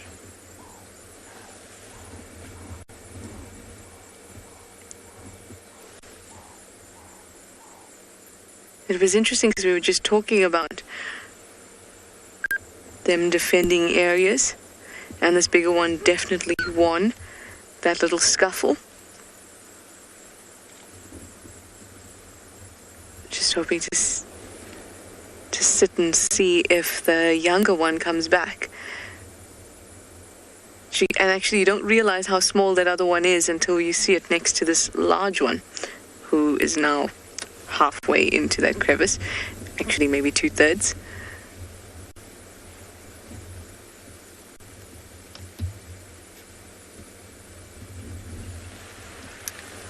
Oh, I see the smaller one.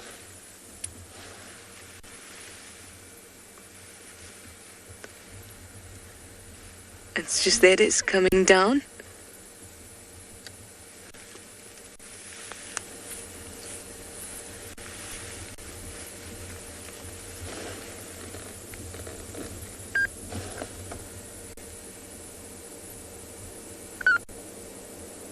Yes, we're still looking at you.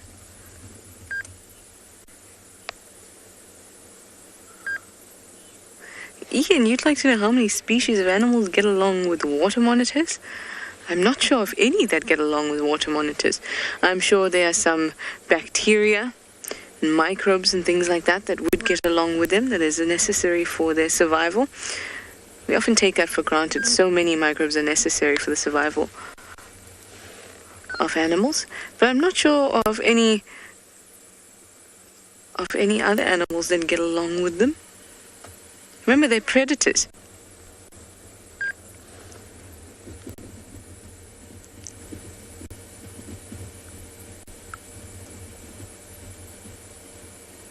That's a good spot to look for some eggs.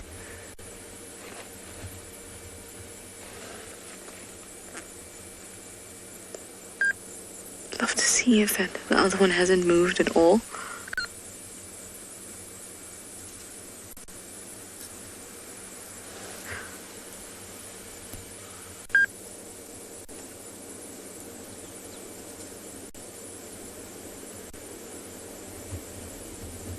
It's almost going to look for it.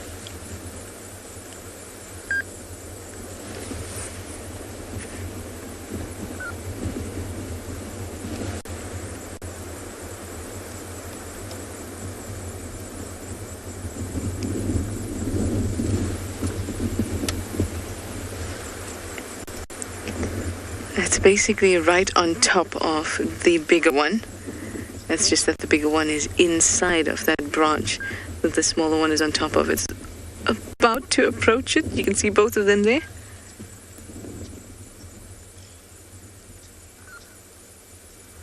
And we're definitely going to stick around to see how this unfolds.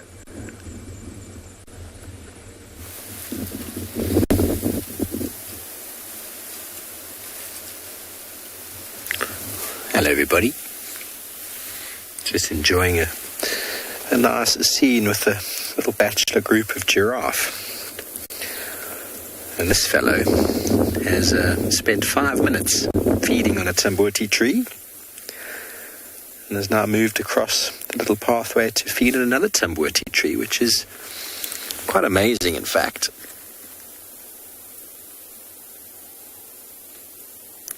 It's possible that he's going for the orangey red leaves and not the actual green ones, which means that it's possible that those leaves have retracted the milky substance inside, the latex, which is actually toxic and quite dangerous in fact. And there we go, he's into the thickets. Now let's move up a little bit, see if we can get you another view. There were 5 males at one point, and now they've all done what giraffes do. Amazingly big animal can just disappear like that. Okay, got another one up ahead here on the right. There's something I'm unsure about, is they don't touch tambutis in the beaks. Are you happy with those two over there? They don't touch tambuti in the growing season, when they're actively growing, but they seem to feed on them now. And there's another tambuti they're feeding on. So, very hard to tell. I'll try to find myself a tambuti and see if the leaves are lacking the milky latex But they are, let me just double check that is a Tambuti. It looks to me from here to be one. It's been pushed over. That might not be a Tambuti, that one, but I think it is.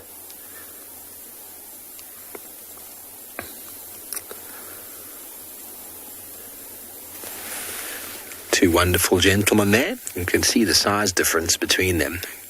The guy on the right is far bigger.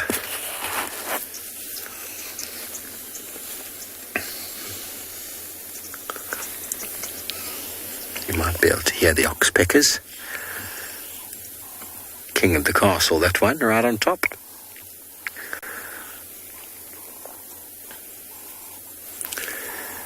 Well, thankfully, everybody, the wind seems to have really dropped down, which is what's expected at about 4:30 in the afternoon. Those currents start to change. The wind starts to drop.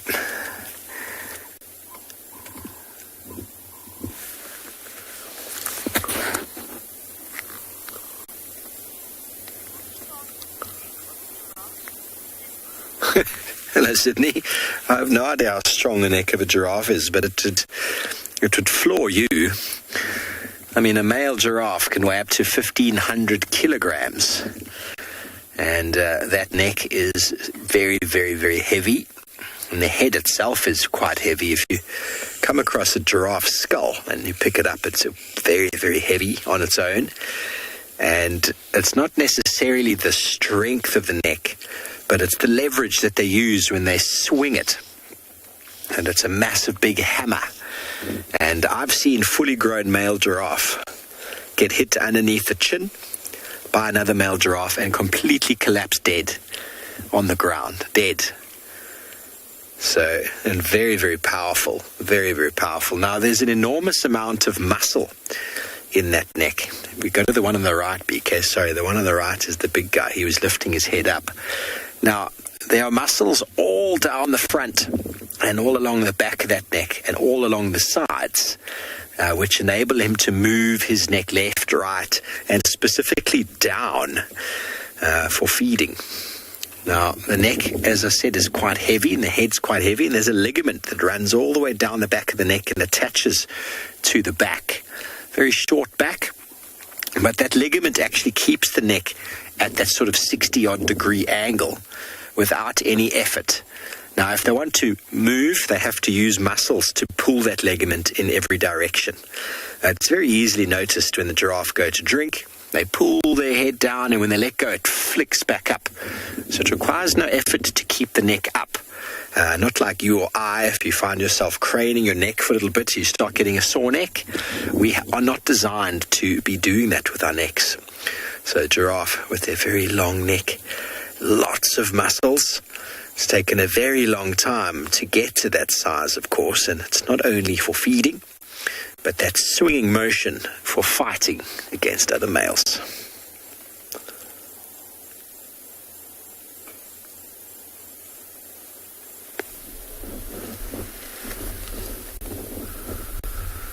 From one giraffe to another, welcome back to andBeyond Phinda, everybody, where this afternoon we've actually got one of the most beautiful scenes I think we've come across all afternoon out in the open plains in the far western part of the reserve.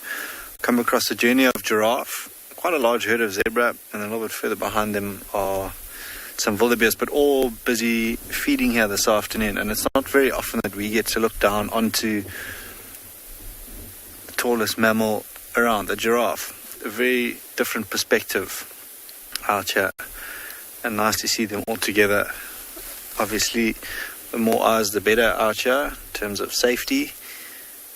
They can help each other, especially the giraffe, having such a height advantage to see things from that dizzy height from a distance can alert everyone else of things around. You can have a look at that one in your picture at the moment, having a scan around as the zebra carry on feeding below.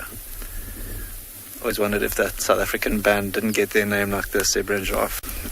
That question I will never be able to tell you the answer to.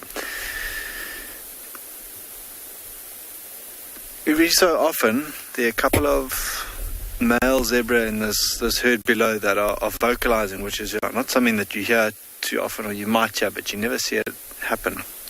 And we might, while we sit with them here, that going on in the background, you see that giraffe moving off.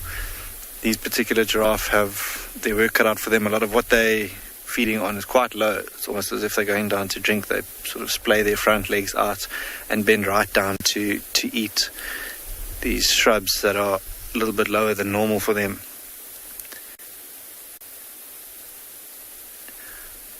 But I'm hoping that one of these giraffe walk. It's actually really interesting to watch them walk. They've got what they call a side gait, so both left legs will move at the same time, and then both right legs.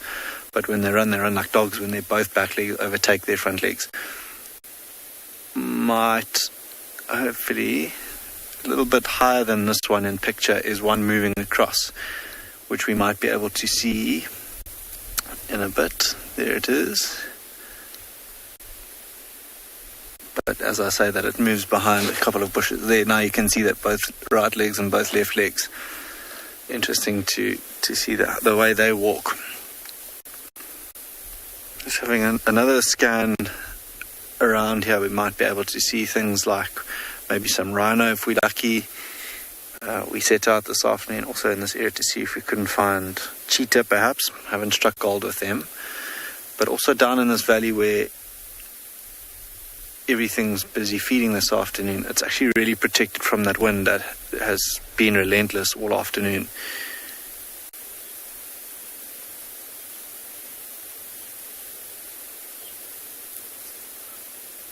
Anushka, you're asking how many calves a giraffe can have in its lifetime.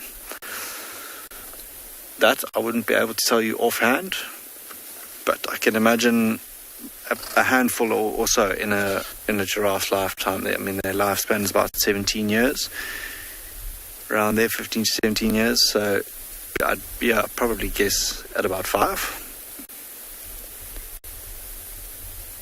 That's also quite the spectacle to see. Not something that I've ever witnessed out here is a giraffe giving birth, but you can imagine that graceful fall 2 meters up when it is born, to sort of get yourself onto your feet a little bit quicker than usual. But that is exactly why they have to do that, because they are quite vulnerable when they are really small. Giraffe, but you can have a look at them all now ruminate, or that one on the right hand side of your screen ruminating. It almost looks like it's got a piece of chewing gum in its mouth as it does that.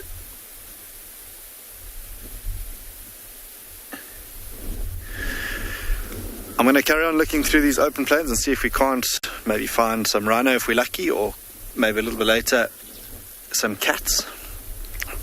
But for now I think we'll take in these last few scenes. WildEarth relies on support from viewers like you to carry on broadcasting our daily live shows. A small donation goes a long way in helping us on our mission to connect the world with nature. Please visit our support page to see how you can help and become part of the WildEarth family.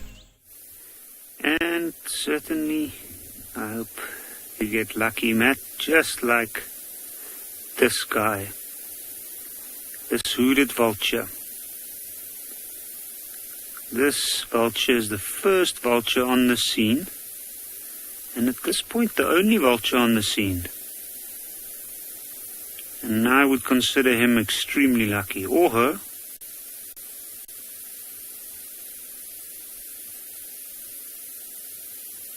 And have a look. Just watching the scene.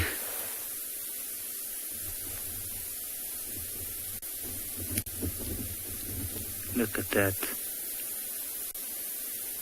3 different generations passed out after eating too much. Look at that little one fast asleep. A nice soft piece of giraffe bone. Not a worry in the world. It's had enough to eat. It's quite content. It's cooled down to the bit now where it's not as frustrating dealing with the digestion process. And this is more or less what you find towards the end of a large animal like a giraffe that's come to pass because of predation. Like eventually, after the big predators have finished off, they leave that carcass. I saw there's a little bit of meat left in the neck, in that part between the young white male on the far right and the big male in the middle. But other than that, the rest of those bones will probably get picked off by the hyenas and then the vultures. From that hooded vulture we saw, the other vultures will pick up on that and they might start moving into the area and clean it off.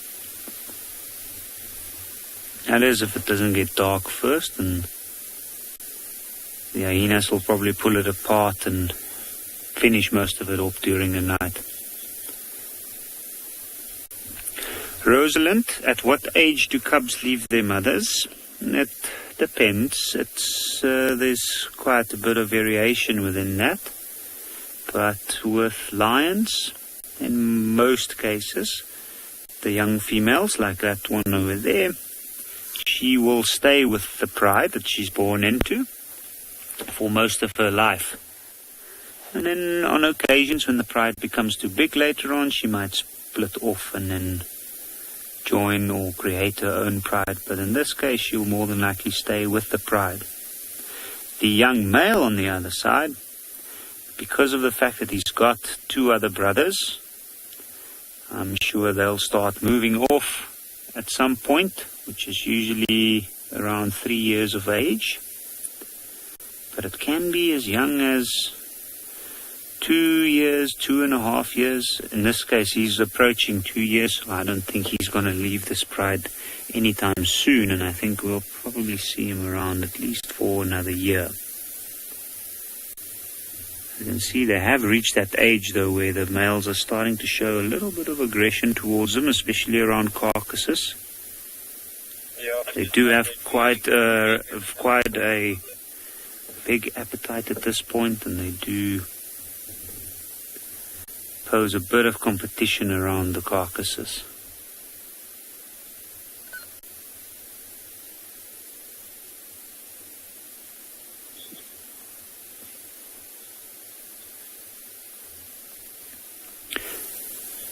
Lulu, how long do lions sleep for?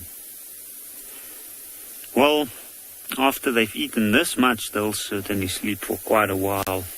It can be, the numbers that I usually give will be anything between 16 to 22 hours a day. In a case like this, it'll be quite a long time. They might even be here tomorrow morning. But they don't sleep the whole time in a solid deep sleep like we do. They sleep in short bouts, and every now and again something wakes them up and they might lift their head.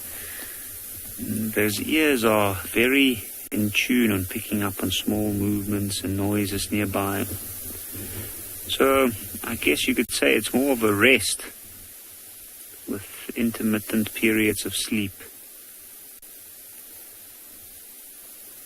And that can vary. Some days it's not even that much. If they're really driven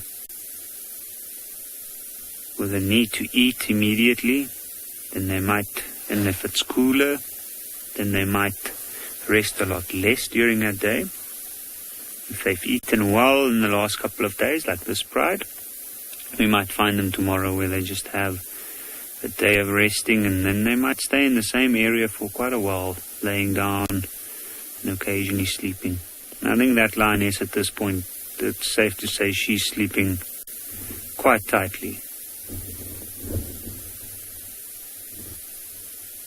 You can see not even the ears are really twitching at this point.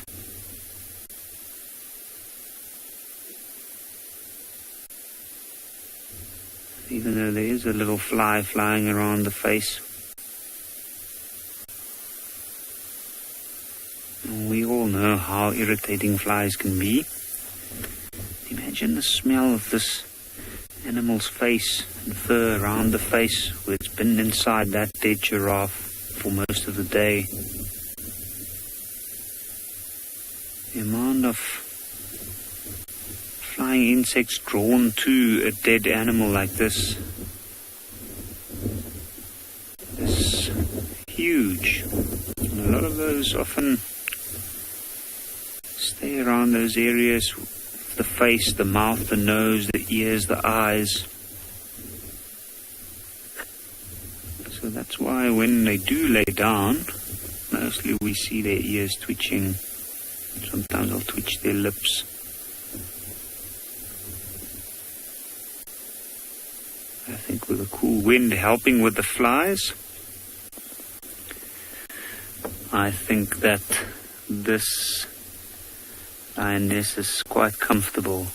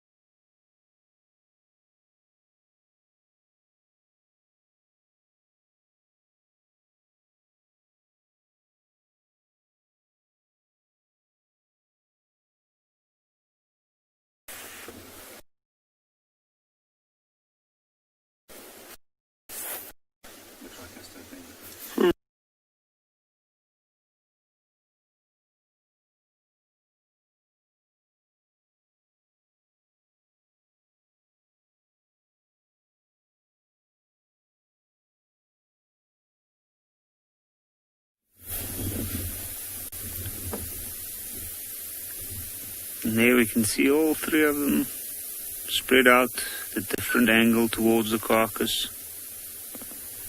It's literally like they had a... This is literally the aftermath, the calm after the storm. Family feuds over food. Huge amount of aggression. And then all of that energy completely lost and needs to be replenished by resting. You can see that vulture's patiently still waiting. Now, none of the lions have actually attempted to go at it or try and chase it. In which case, it knows it won't get too close. It might risk losing its life or even getting injured, or just getting injured. Looks like he's got a little hood on his head. You can see he's scoping out the whole scene, turning his head. He looks at all directions. Every direction he's looking at now is lions. And he's thinking to himself, should I take a chance, go down?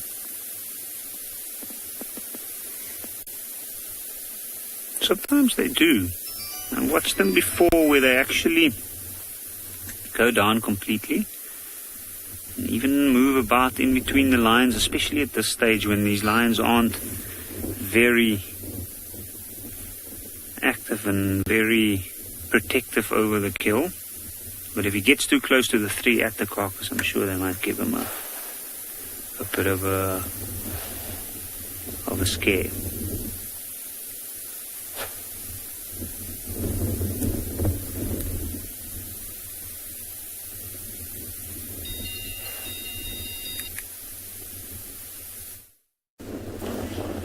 Right, let's try this again. Hopefully you can hear me this time. I should have just shouted louder. Hey, Seb. It maybe would have got this wonderful elephant bull who goes by the name of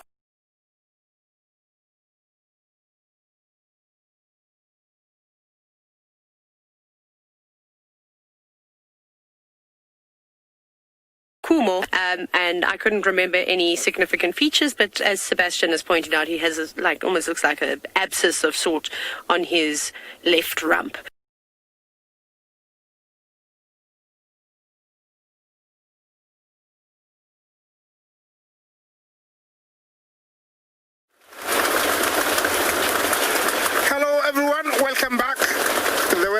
has changed dramatically and drastically. It is coming down hard, and that is our main line from this morning. His Pride, I don't know where it is. There might be somewhere around here, but this is the kind of afternoon I'm having, or evening that I'm having. It is raining hard. Of course, rain is always welcome. Also, it's very good because it will keep the wildebeest around. Though they have crossed, when they smell the smell of rain, they always cross back. This is what lions do when it's raining. They'll just, lie there. Most of the time they put their backs towards the rain and hope it passes quickly. Oh, poor guy. And I think this is when they wash up their manes, they get cleaned up. Yeah, I'm waiting for him to shake it later on. It's going to be beautiful when they shake it. Normally they wait until it's really, really wet, and then they shake it, and usually it's a fantastic sight to see. Yeah, this is one of the winner males, and he's just sitting there hoping the rain is going to pass. Remember, this is live from the Masai Mara. Talk to us on #WildEarth. Yeah. The rain this time of the year is very unexpected, but very much like anywhere else in the world. Sorry about that. Somebody cut me through. The rain in the world, the weather in the world very much has changed drastically. Yeah, let's have a look at the lion. And we are getting these unexpected rains every now and then, especially when the heat, builds up. We always get rain here and there.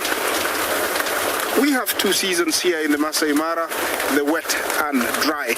Right now it should be dry, and due to all the global warming affecting the weather around the world, the weather has become very unpredictable, and we're getting these rains this time when we're not supposed to be getting.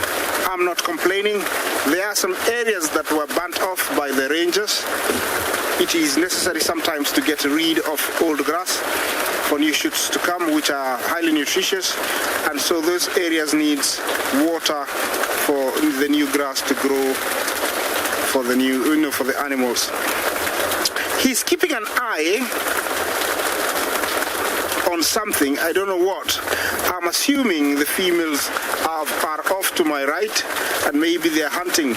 Usually they take great advantage of this kind of weather because it masks their scent or their smell, and most of the herbivores usually stand hoping the rain to pass, so it's an added advantage for the lions to hunt. So maybe he's watching the females hunt. I'm not moving from this position.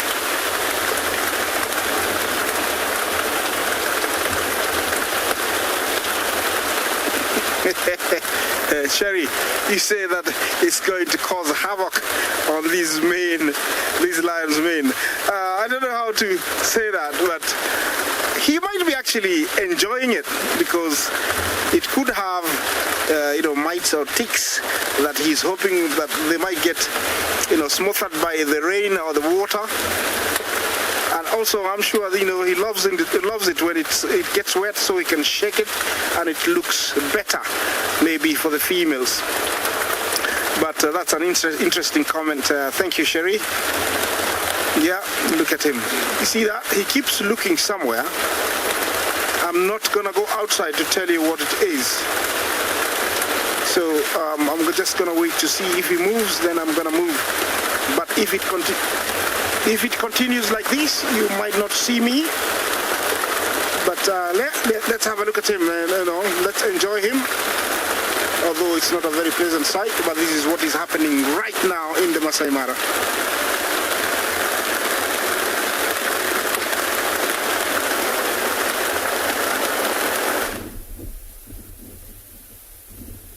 Welcome back to andBeyond, Phinda, everybody, where sunsets and silhouettes seem to be the theme for the afternoon. We've come across quite a big crash of white rhino out in these open areas. Like we said earlier, they could be out here busy grazing. These two have lifted their heads briefly. You can see the one on the left has just finished plucking some grass and he's busy chewing on that. But yeah, you can't really make out their backsides. There's just like two heads either side here that you can see with the sun behind them, which slowly but surely going down in the west of us, to the west of us, and then back behind them were a couple more. It looked like about 3 more white rhino, but still quite windy. You can see the grass moving in the picture. Yeah, still always, as always, on high alert, these rhino. And it was those giraffe that sort of led us to them, looking in this general direction, which always a treat to come across. Have a look. This looks like a mom and her calf. The calf on the left that's wandering around now, a little bit younger. Have a look at those ears. It was a red-billed oxpecker busy weaving between the two earlier, digging into ticks and things like that in their ears. A little bit of an irritation. Oh, here comes Curious George to see what we're all about. I probably heard the noise of the engine coming to investigate us a little bit more.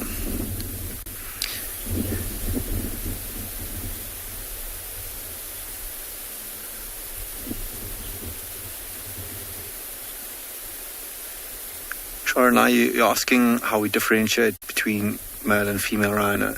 The best way is to look in between their legs if you can. It's a little bit tricky out here at the moment because of the vegetation that they're in. We can't really see that. But like this one, we can see it's a mom and a calf with a younger calf. So the one on the right-hand side would be a female. I haven't been able to tell what the one on the left is at the moment, just because of the vegetation. But the easiest way is to look between the legs to see. We spoke about how many calves a giraffe had earlier. I was slightly mistaken. They can have up to about 12 of them in their lifetime, between 20 and 25 years, which is incredible. Gestation period of 15 months, and these rhinos slightly longer than that, which is a phenomenal feat in itself. And this calf, you can, just in comparison to mom, maybe about half her size. So I'd say somewhere around 3 years old, which for something that's 3 years old is pretty large.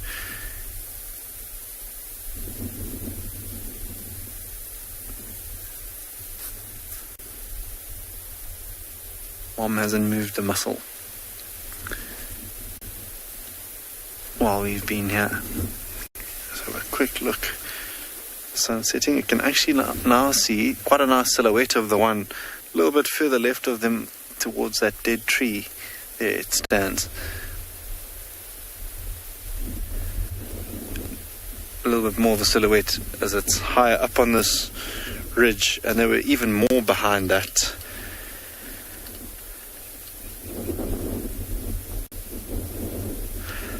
Peyton, you're asking how rhino will mark their territories. They,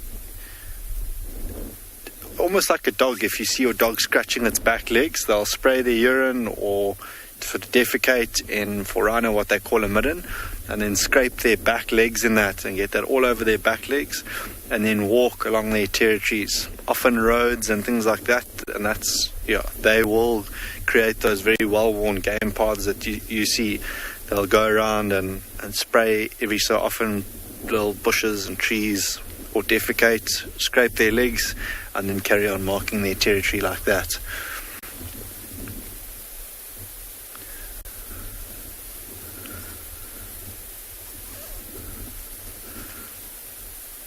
It's extremely dry out here. What they must be feeding on is maybe sort of in between these quarry bushes that again collects a bit of dew in the morning, those icy mornings that we've been having, and the grasses in there, maybe a little bit more nutrients. Have a look at them. Now moving off to the left hand side, those two into the picture. It's just ears, and then that very solid mass or hump behind its head to support the weight of its head, these rhino.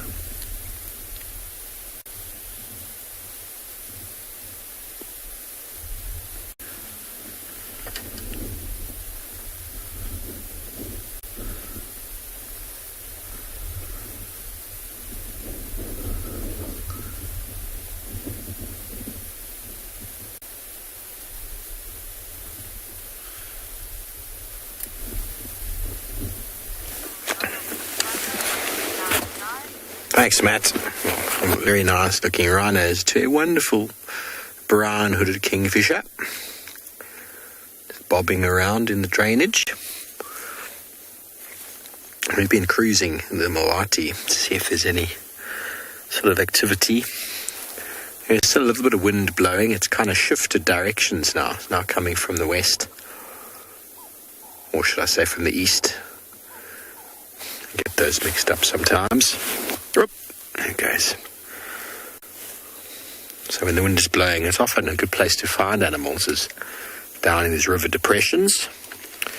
And it is also the perfect leopard habitat when its wind is moving and the light is starting to fade.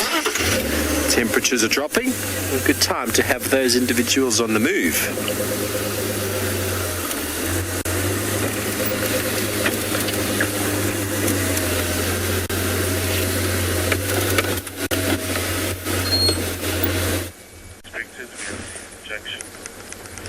I found some mongoose, but they are all back into that mound now, which makes sense because the sun is starting to set and the chill is definitely in the air, and we know that they are especially sensitive to heat loss, as we've been discussing these last few days. So they are in the burrow as soon as it starts to cool down, and of course are up only when the sun is out and shining, ready to warm them up. Hoping we'd get lucky. There was one last head that popped out, so I thought we'd sit here and find out if it would do it again for us, please. One last time so the viewers can see you.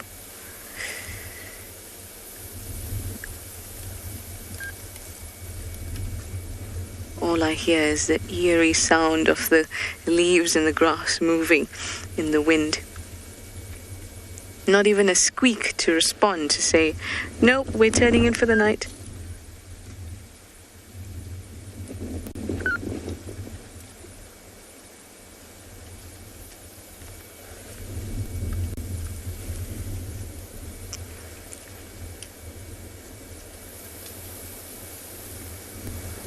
Nope, I think it's bedtime for them, or at least home time.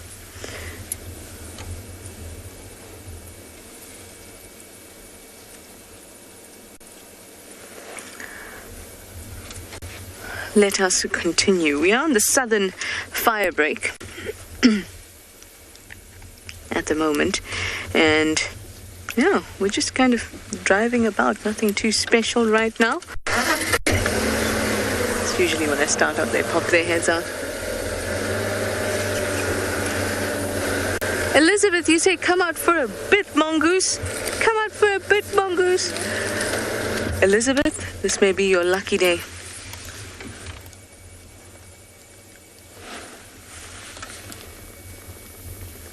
Look at that, Elizabeth. Award-winning shot.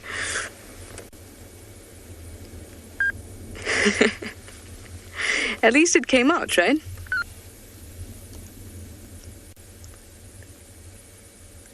I suppose if you ask, you shall receive. Thank you so much, Elizabeth.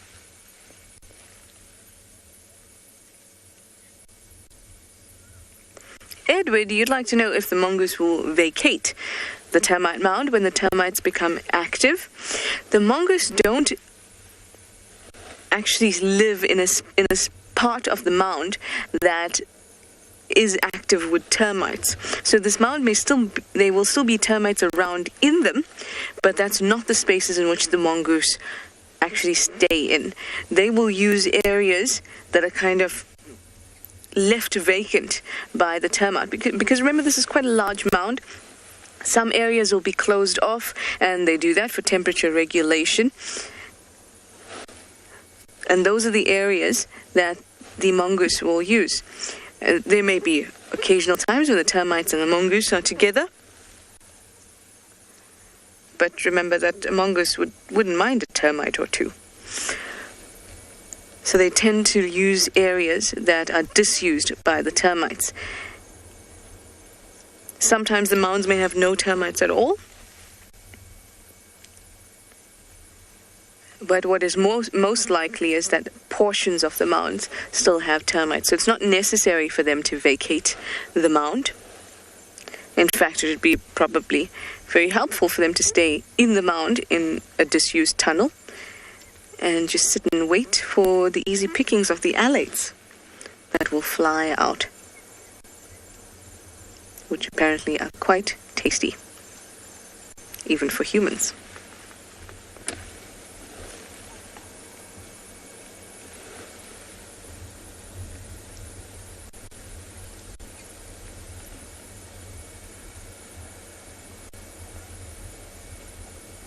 That mongoose bottom is all we have right now.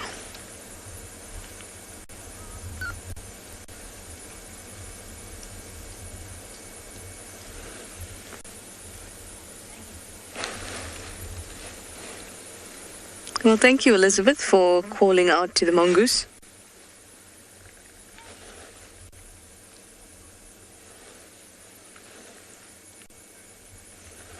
I think that was very, very nice of the mongoose to show up when we called for it. So thank you. Now we're going to keep on moving and see what else we can find before the sun fully sets.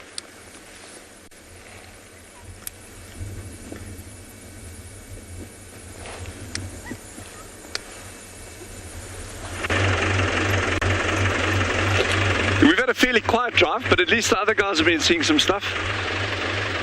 We're actually looking for the lions or the cubs. They've been in this area, and these are those small cubs. Remember the ones that were being chased by the baboons up and down? And when we were there, we only saw one cub, but there's definitely 3 little ones.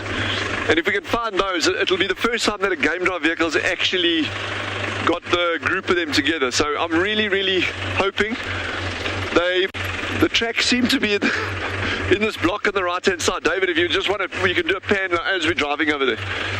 But you can see how dense it is inside here. So I'm not going to be, normally I'd be very happy to just go track them inside there and that, but I'm not going to, you know, there's absolutely no point in trying to look for a lioness with tiny cubs in that kind of environment. Yeah, it's just, safety is always the priority, and safety of people and of the animals. It's not about being as macho and ego-driven as you can. It's about safety, and like I said, the animals' welfare is paramount. So, I'm very happy to say, okay, well, they're in here. If we get them, we'll get a good opportunity of seeing them. Brilliant. We'll take it with both hands. With arms wide open, but if I'm not going to go try to ferret them out there around, maybe we get tracks popping out, and then I can show them to you as well. But it's just a beautiful day out here this afternoon. Sheesh. Temperature is gorgeous now. It'll drop quickly later, but at the moment it's really, really, really nice compared to this morning. Oh, how's this? Here's an interesting fact that some of you will appreciate. Our pangolin researcher Wendy is out this afternoon. Okay, she's about 30 kilometers away from here. She's seen seven aardvark in 35 minutes. I think that's a new record for Tswalu. 7 aardvark in 35 minutes.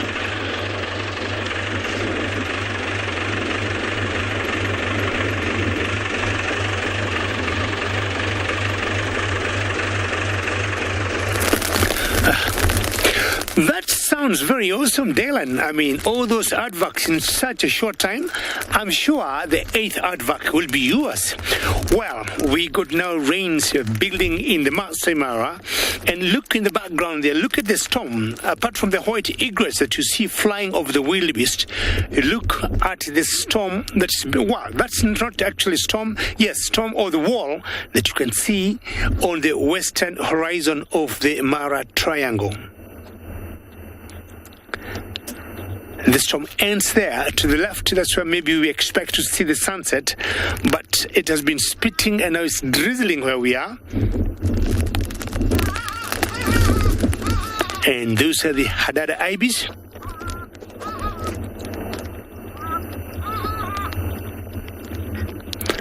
And I think they also sense the rain and they're calling it off. We're still very close to the Mara River, but I think where Isaac was, he had a bigger or heavier storm than us. It started very slightly here, but it's getting bigger with time. And you can see these wildebeest have stopped.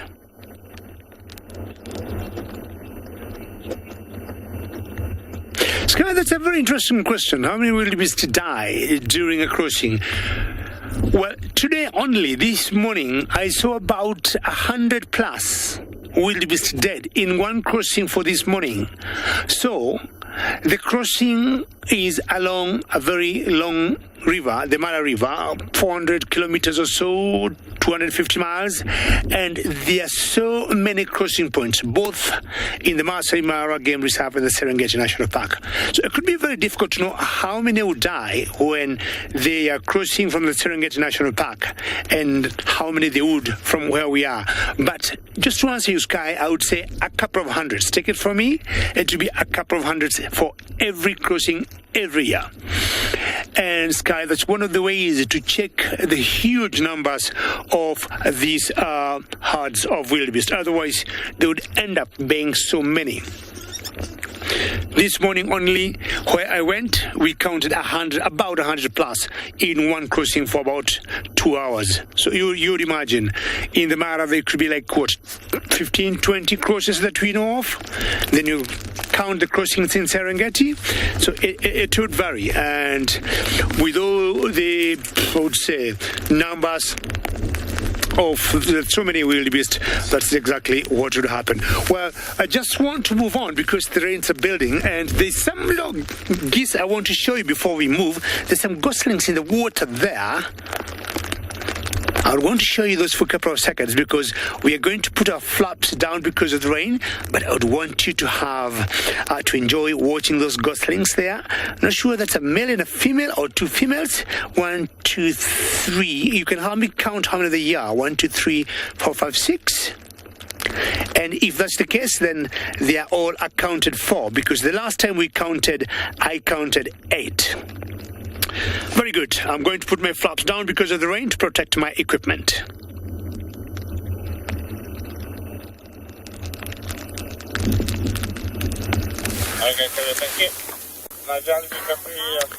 Welcome back, everybody, and we have been fortunate. Oh, she does have something there.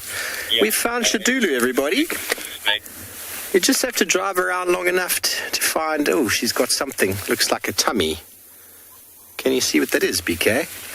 Looks like she dropped something a moment ago. Her belly's looking quite full and she's got blood on the face. So either it's something quite small that she's caught or it's the stomach of something that she dropped. I can't really tell, but it looks quite fresh because her face is still quite bloody and she's got blood on the paw. How fantastic. We decided to take a chance and come up this road, and I looked from the road, and in this tall knobthorn that you can see, I just saw this sort of palish line, and I wasn't quite sure what it was, but it stood out. What is that? It stood out a bit, and it was the back of a leopard. And because of the size of the tree, the contrast made the leopard look quite small, and I thought it was maybe a cub. I think I was getting a bit excited about hopefully finding Tandi's cub.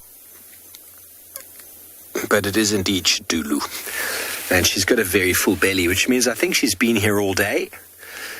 She was lost going into this area last night. And I know Trishala was working around trying to find her.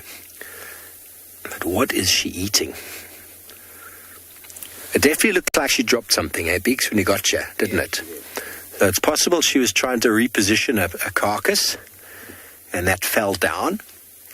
I don't know if there's any hyenas underneath. We can't see. We've parked here purely because that's a much better view than if we go into any closer. Fantastic. You don't often see leopards in knobthorns. They're quite tricky trees to climb because of the thorns.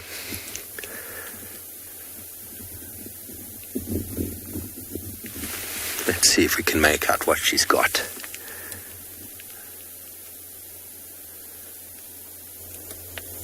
Oh, there's all sorts of things falling out of it. So, yeah, that's a stomach, everybody.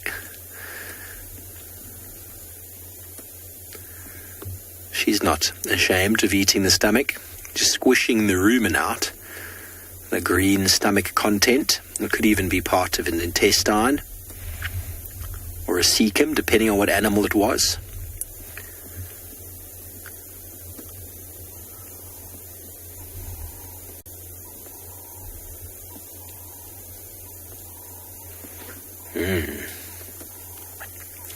Good probiotic there, getting some of that greenery in.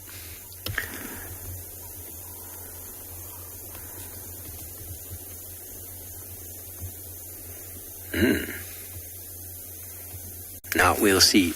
Now that she's finished that, we'll see if there is anything more on the floor. Hello, Pranav. You know what? Other cats hoist kills none that I'm aware of. No other cats. Well, lions obviously are a force to be reckoned with on the ground. Cheetah often lose their kills, and leopards have evolved the ability to hoist their kills. They're a very powerful cat, and they take it up the tree. That is so that they can eat at their leisure. To fill the belly like that takes some time, and by having it up the tree, they can keep it away from hyenas. Cheetah are very, very unlucky when it comes to that. They lose kills all the time. But it's not always possible. Sometimes leopards can't hoist. They'll start selecting prey animals that are small enough to pick up the tree. Otherwise, they lose them. It's something that comes with experience. And sometimes male leopards will actually choose to feed on the ground before hoisting.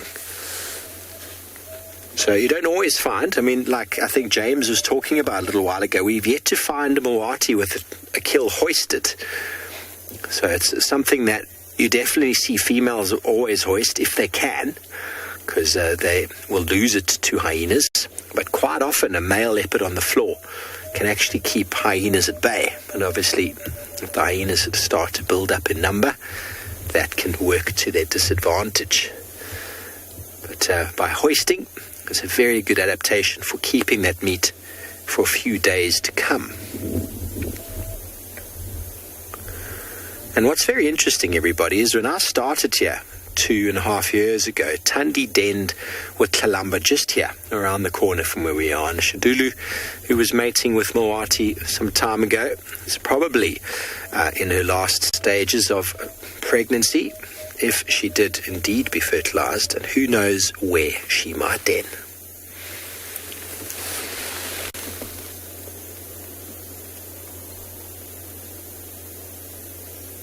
WildEarth relies on support from viewers like you to carry on broadcasting our daily live shows. A small donation goes a long way in helping us on our mission to connect the world with nature. Please visit our support page to see how you can help and become part of the WildEarth family.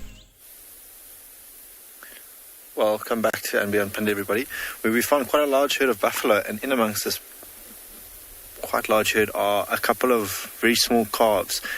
Pictured you see here, you can just see its horns starting to come through there, this little youngster that's bringing up the rear of this herd, but the majority have all sort of slipped back into the backside of this hill, where you can view now with the last little bit of light hitting the tops of the hills in the background, as they all sort of slowly start feeding into the valley. There is a watering hole down in the dip where they are heading towards. You might be able to see the tops of a couple of fever trees. That's where the water is, and that's where I can imagine that they're going to head as this light carries on fading. There are a couple of, funny enough, I didn't see any red-billed oxpeckers, but fork-tailed drongos following them. Also such large herbivores moving through this open area, also stir up quite a few insects and things like that they will then go eat. You can Craig zooming in on one at the branch, a dead tree at the back there, keeping a very watchful eye as to what gets stirred up as they move along. Might see one or two. I don't see any more buffalo bringing up the rear, but those really old buffalo bulls that will trail the herd. They just are a little bit too old to keep up with the fitter individuals. But pictured here looks like one of the up-and-coming bulls of this particular herd.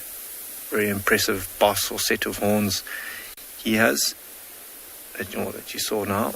And there again, smelling us. The wind's on our back in their direction, so he's looks like he's smiling. Just, smelling the air. He's got his head up, baring his teeth as well.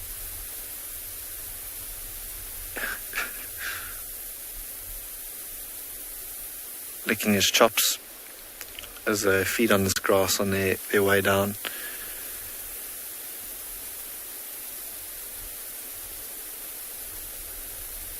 Wind has sort of dropped significantly this afternoon, which is quite nice. They were, I can imagine, in thicker areas during the very windy parts of the day, probably just resting, and have now started getting a little bit more active in the cool of the afternoon as they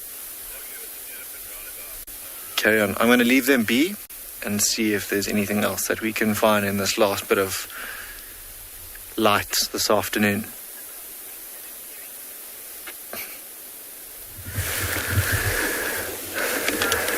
Thanks, Matt. And well, the wind has indeed dropped, and we have got the Duchess of the West having a quiet moment with herself as she stares off at the sunset.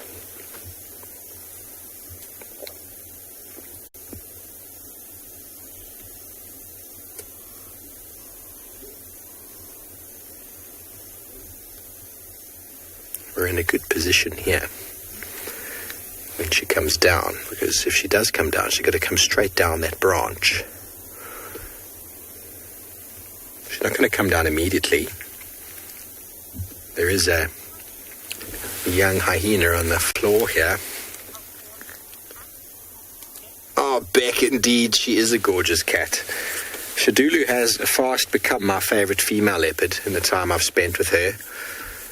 I mean, I love Kalamba, I love Tandi, but Shadulu is just such a character. She's looking directly at the hyena now. I don't know who the hyena is. It's busy eating some scraps she dropped on the floor. We're not going to go to it at the moment because these are just wonderful shots. She knows she's beautiful, Beck, doesn't she? She just knows she's so pretty, and she's a woman after my own heart because she's enjoying the sunset right there. Look at her.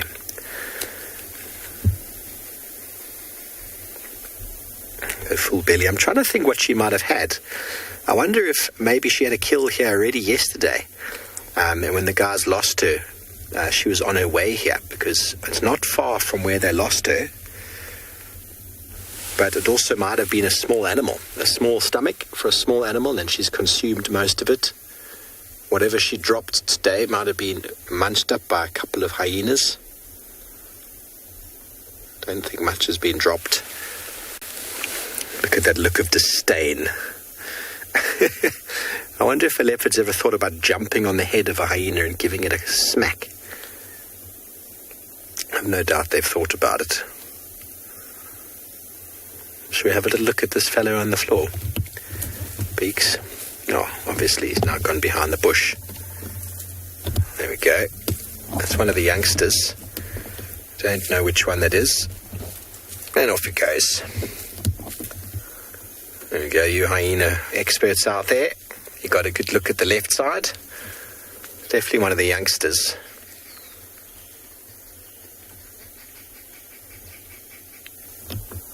Okay, that's all we got of that one. Now Shadulu's looking off towards Chelapan, going, I'm going to go over there to drink, or am I going to look a little bit more to the left and go to Tambetapan? So it's now watching as the hyena moves off. This will be the opportunity that she's been waiting for. She wouldn't deliberately come down on the hyena, would wait. Now the hyena's moved off. Have another cursory sniff, make sure there's nothing left behind. And let's listen.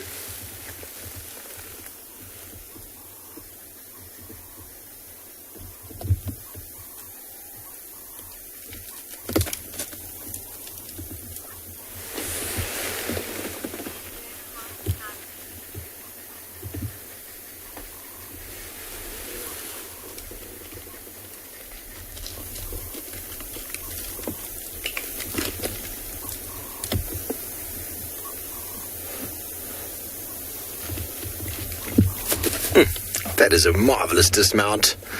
Windy, leopards learn how to climb trees pretty early on. From the first month and a half, they can get up trees, not very well, but from 2 months, they become very, very adept at tree climbing.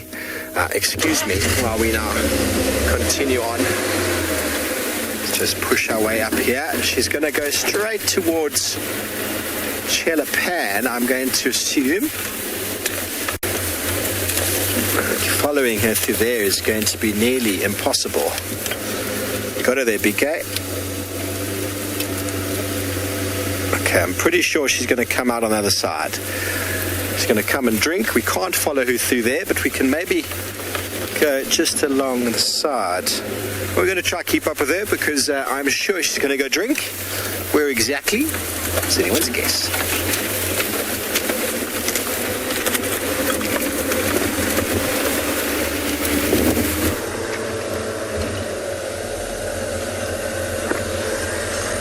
Okay, so we have Ndebele. Is on the move. She's heading directly. Let's have a look here because she is also on the move, much like Shidulu. And down she goes. And I seem to have...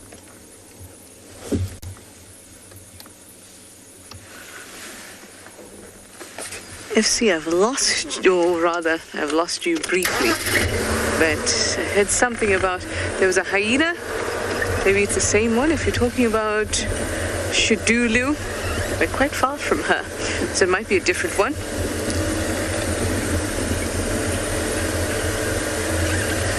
Ah, there we go. Thank you, Landeka.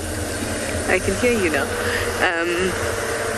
We're quite far from Shidulu at the moment. There we go.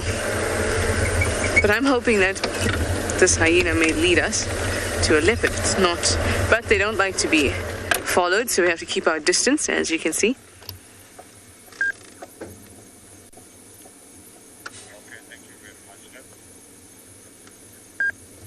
So like I said, this is Ndebele, one of the older cubs. This is Swazi's sister. You can see she's quite pale.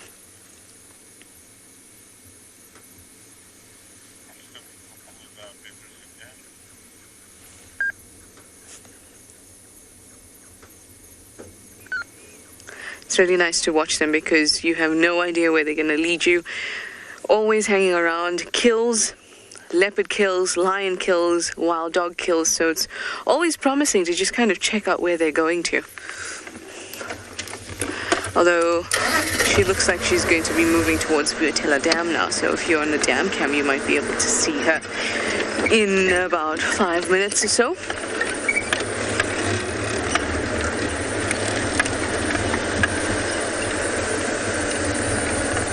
That's if nothing distracts her along the way.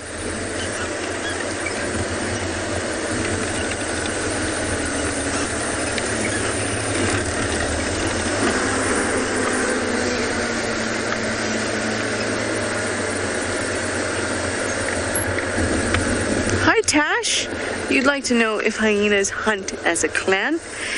They generally don't unless there is a need to have the clan around. So it's basically everyone for themselves, because remember, if the whole clan is hunting, it means that high-ranking members are going to have the feast, where they'll probably eat double of what a lower-ranking member would. They eat up to about 20, even more, if they really go at it. kgs, a high-ranking matriarch would. Low-ranking member is lucky if it's getting 5 kgs. More likely to get about 3 kgs. So they would prefer to hunt in little packs of their own, kind of little affiliations that they'll have, little relationships that they may have with each other, where they know they can share. But they will hunt in a clan if whatever it is they're trying to take on is very large and needs the help of the clan, or they need the help of the clan to defend themselves from whatever has taken down the animal. But also know that hyenas do predominantly hunt, not scavenge. Scavenging is definitely something that they have evolved to do very, very well, but it is not their primary source of meat.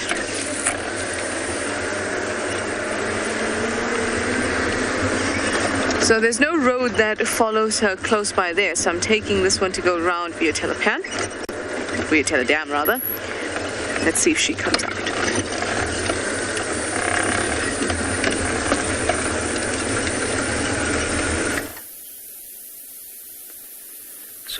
have left those lions. And on our way, we've come across this male buffalo. And his oxpecker, you can see it's busy cleaning its bill on his horn. And there we have a couple more. Now, this at the moment is quite a rare sight on Ngala, and I'm actually quite excited that we got to see these guys. I heard earlier somebody spotted them, and I wasn't sure whether we were going to get them, because you can see they're all feeding. See, not even one really got their head up. And they've been, as the wind picked up, they're up on higher ground here. This is quite a high bank of the Timbavati. And they've just come from water, and now they've started feeding. Have a look at that guy. He's got a huge scar. It looks like it's almost all healed up right on the rump. You can see some scratch marks on his backside as well. Quite pronounced hip bones.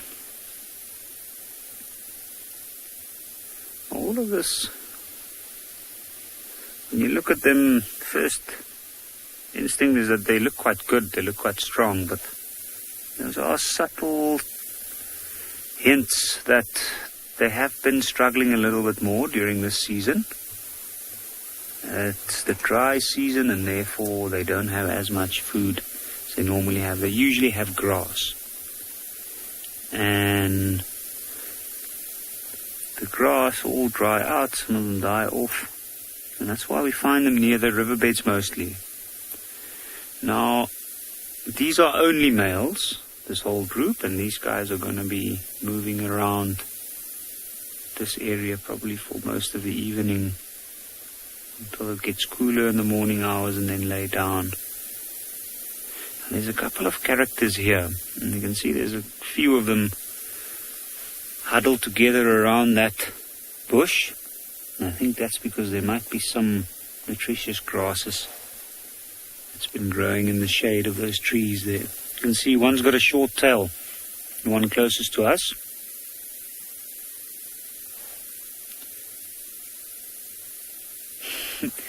Some buffalo backside with no tail.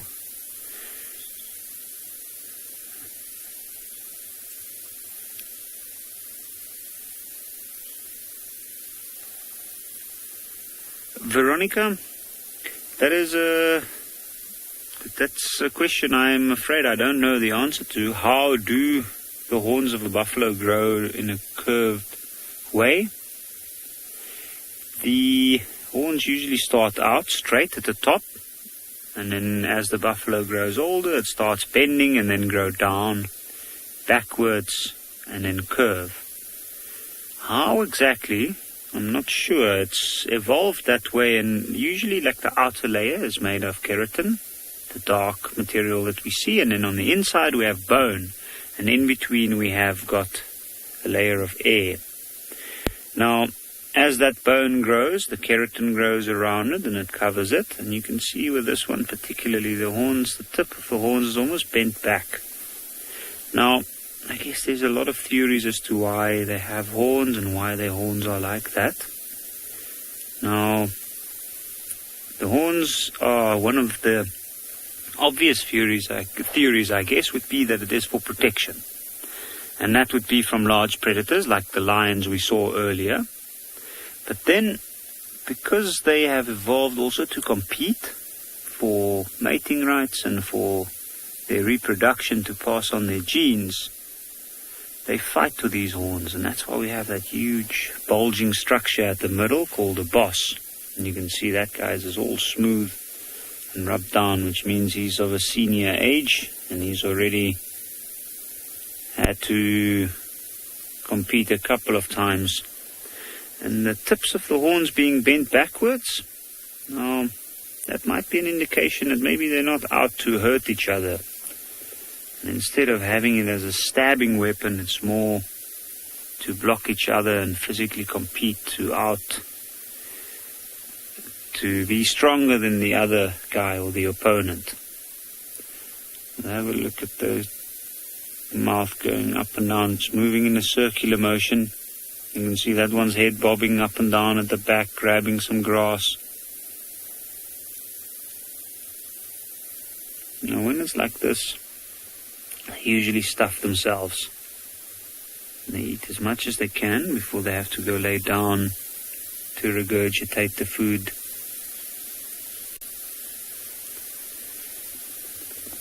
Catherine, I'm also happy to see buff or buffalo. They have been a little bit scarce in this part at the moment. We don't have that much water, and it's an animal that requires a lot of water on a daily basis. Especially these older buffaloes, they also need a lot of mud, which is not a lot around now. And that's why we haven't been seeing them that much. This particular area, there is a small watering hole nearby, which I'm assuming is where they went to go get some water during the day. And then they've also been laying down and digesting their food, or chewing the cud, regurgitating the food, swallowing it again. Now, in the dry season, we often find that older bulls like this, they come together in groups like this, somewhere near water or near areas with good food.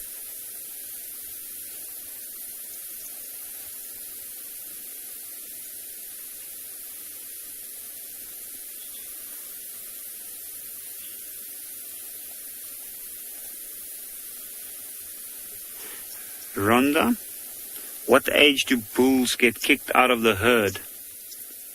Well, I think that's a very interesting question, because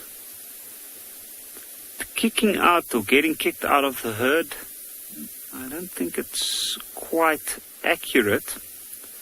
I have seen some of the older bulls, when they try to get into a herd that's moving through the area, they have been treated often with a bit of aggression from some of the younger, stronger bulls. But I think it's more a thing they do by choice, in a way. They form these little groups because they are a social animal and it's protection. But once they reach a mature age, they've gone through the challenges of their life, which is to fight other bulls, mate, pass on their genes. And then once they reach a senior age, which can be anything from 12, 15 years and onwards, and then those challenges start to take their toll. So it's kind of an easier way of life around areas with good food. They got some buffaloes that serve some sort of a function of having, I wouldn't call them friends exactly. Look at that guy. See, there's almost no more hair on his face. Looks like he's got quite short curls. And then the boss, the one part of the boss is even chipped off a little bit. And this is a buffalo that's certainly stood through the test of time. Look at those chips right at the top. It looks like it's almost splintered off. It must have been an incredibly hard hit, if it did happen from a hit, maybe from another buffalo. Now sometimes I've even seen these old guys move back into the herd and they try and fight some of the younger guys. They don't have the opportunity to compete and mate as often as some of the others might. And therefore they can sometimes be a little bit more aggressive. But it's not always only the old buffaloes that move in these groups.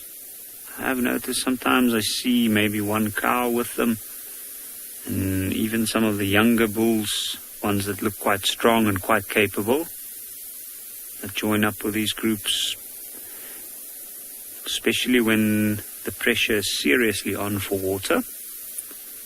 And then what they might do is break off once the herds move through and try and join up with the herds again.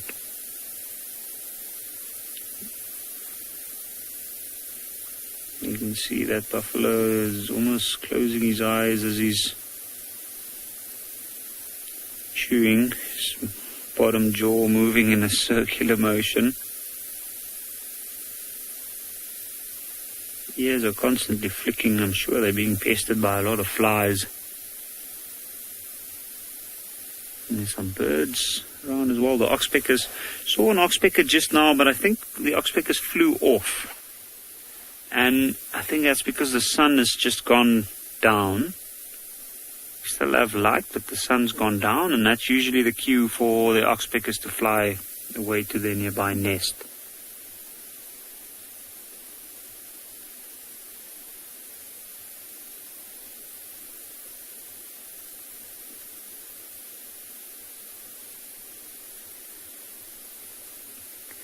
And this is a pretty large group of bulls, this. It's difficult to say how many at the moment. I can see quite a few, maybe 10 or 12.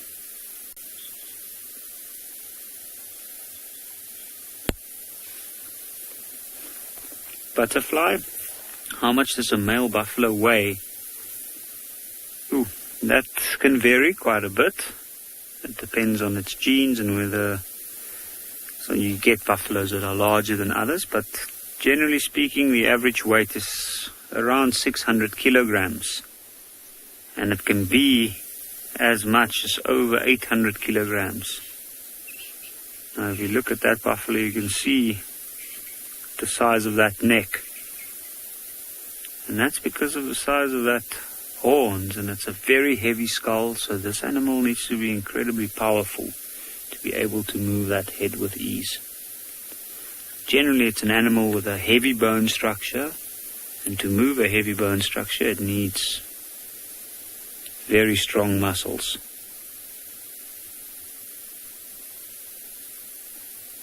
Also, to fight each other, I'm sure it's like a huge impact if these guys had to hit each other against the head when they fight. But as we can see at this point, they're all comfortably feeding.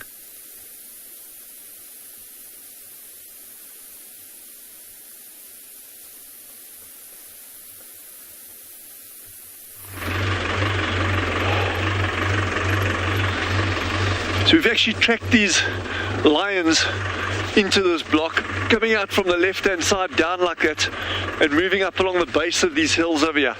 Perfect place. As we saw the other day when there was that baboon incident, perfect place for the lions to stash the cubs. So I think this is where we're going to get them. I don't know if we'll be able to get them now with the amount of time that we've got left, but I'm certainly going to give it my best.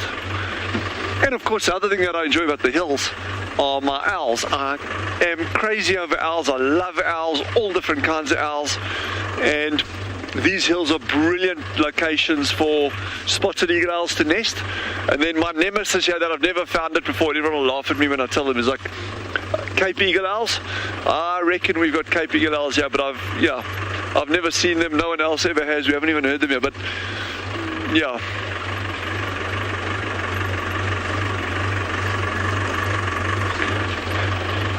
Sam has asked, what is my favorite location on Tswalu? Yes, I've got one or two like individual sites that are really special to me for various reasons, but generally the mountains. I'm a mountain guy, like hands down. Put me up in the rocks here and I can live happily ever after. Almost, not quite, almost. But yeah, no, I love the mountains. I do most of my walking in the hills. Yeah. And you see amazing things up here. I've seen black spitting cobras, which very few people ever get to see in their life, eh? But yeah, we're just going to keep on scanning along the hills here, David, and we'll maybe we're lucky, maybe.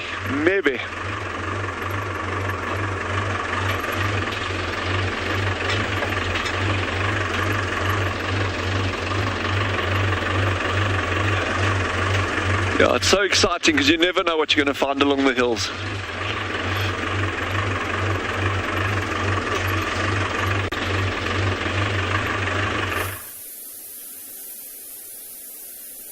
Have a look at the horn size of that magnificent buffalo there at the back. And look at the horns of this guy in front. Completely different, much shorter. Doesn't even curl around that much. I mean, if you compare it to the guy in the background, for instance.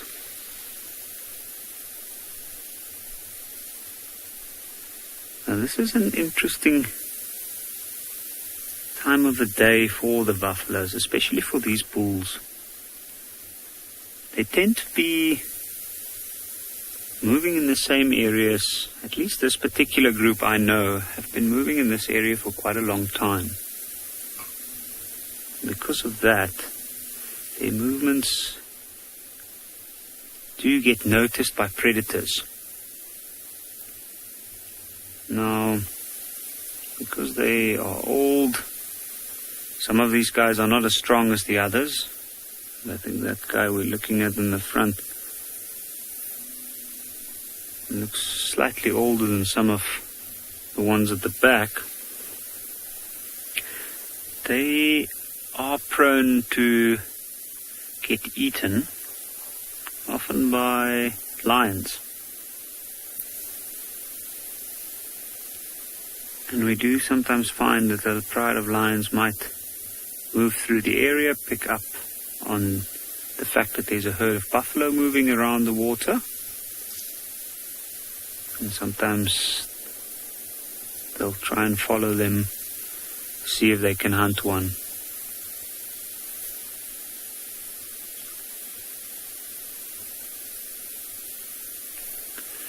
Mina Moo, a name I haven't heard in a long time.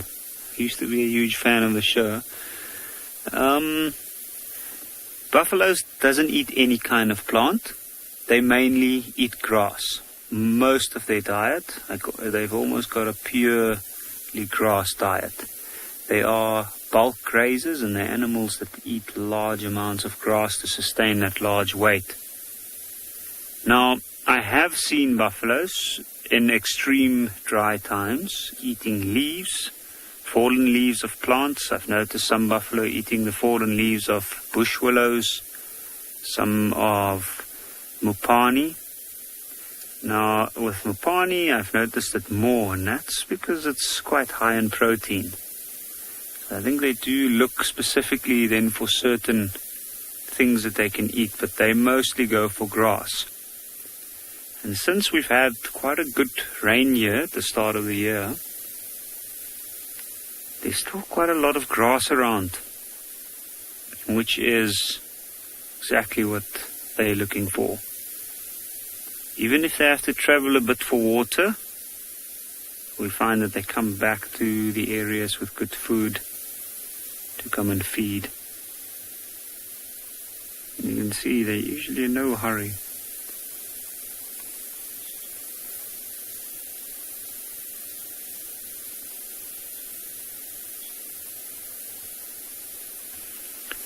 Mark, what buffaloes do when danger is approaching is they stare at the danger like that one just did. They stop whatever they're doing, they lift their head, and you can see that one just moved in there to push the other one off. It looks like it's a slightly older one. And then they do investigate. They're curious. Their eyesight aren't as excellent as one might expect. So often they try to get a better idea of what's happening through smelling something. The sense of smell is incredibly strong, and they use that to try and get a better idea of the threat they might face. But they do focus their attention on something. They lift their head, make themselves look bigger, and then they might approach something in a posture that could look quite threatening. You can see there's often a bit of playfulness amongst each other. And that guy often They might even use the horns of the others to scratch themselves.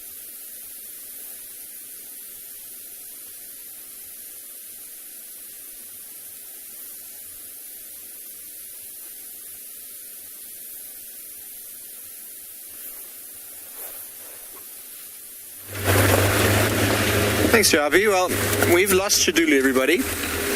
She went into that thicket. We thought she was heading directly towards the road. And since you were last with us, we've been trying to find her. So I'm almost certain that she probably just went into that thicket and lay down to clean and groom herself, because she was quite a dirty face, wasn't she? I thought maybe she was going to go and drink, but she doesn't seem to have popped out at all. And we did try and go in a couple times, but even with the spotlight, we weren't able to spot her. So it happens. And I just told you she's become my favorite leopard, and she goes and gives me the slip. Female leopard. So we're just going to try one more chance up this road. I don't think she's gone up this way, but Trishala's on the other side there now to see if she's come out that side. You're right. Bless you, PK. Definitely a lot of dust in the air today. It was anyway. So unfortunately, well, we had the best views, I think. After she climbed down the tree, she went into the thicket. So since then, you've missed it all. Well, we've all missed it all. I think she just moved off a short distance away from the hyena and then lay down to do what she does. Cleaning, grooming, getting all the blood off. And then once she's digested a little bit, she'll probably go and find herself a drink.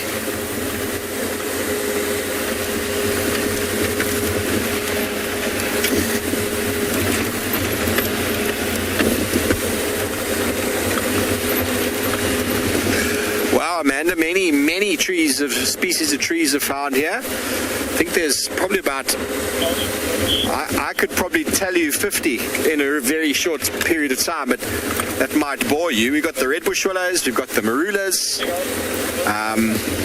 russet bush willow, giant fruited bush willow, buffalo thorn, leadwood, grevias. There are, you know, the students I used to train had to learn 90 trees. 90. And there's a lot more than 90, but if you know 90, if you know 50, you're doing a good job in this area anyway.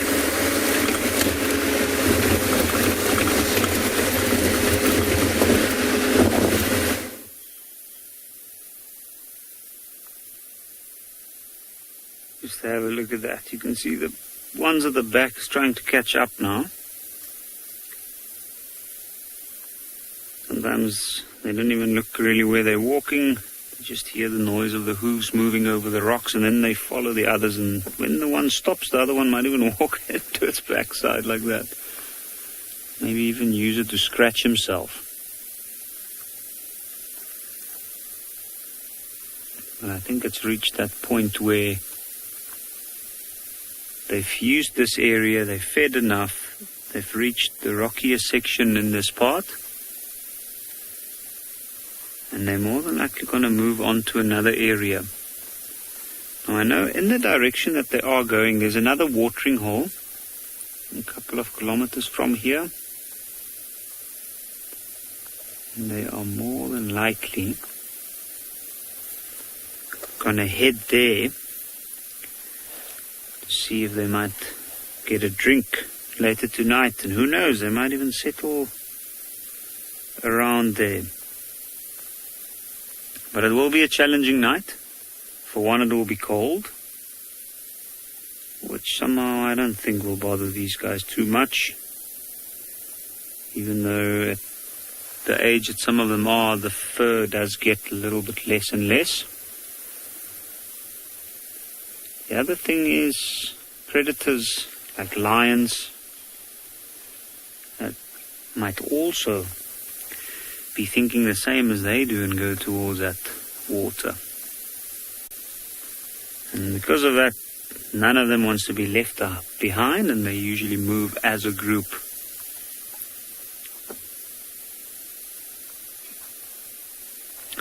Now, we had an amazing day today with lots of animals, and I hope that our viewers can join us again tomorrow morning on the live safari.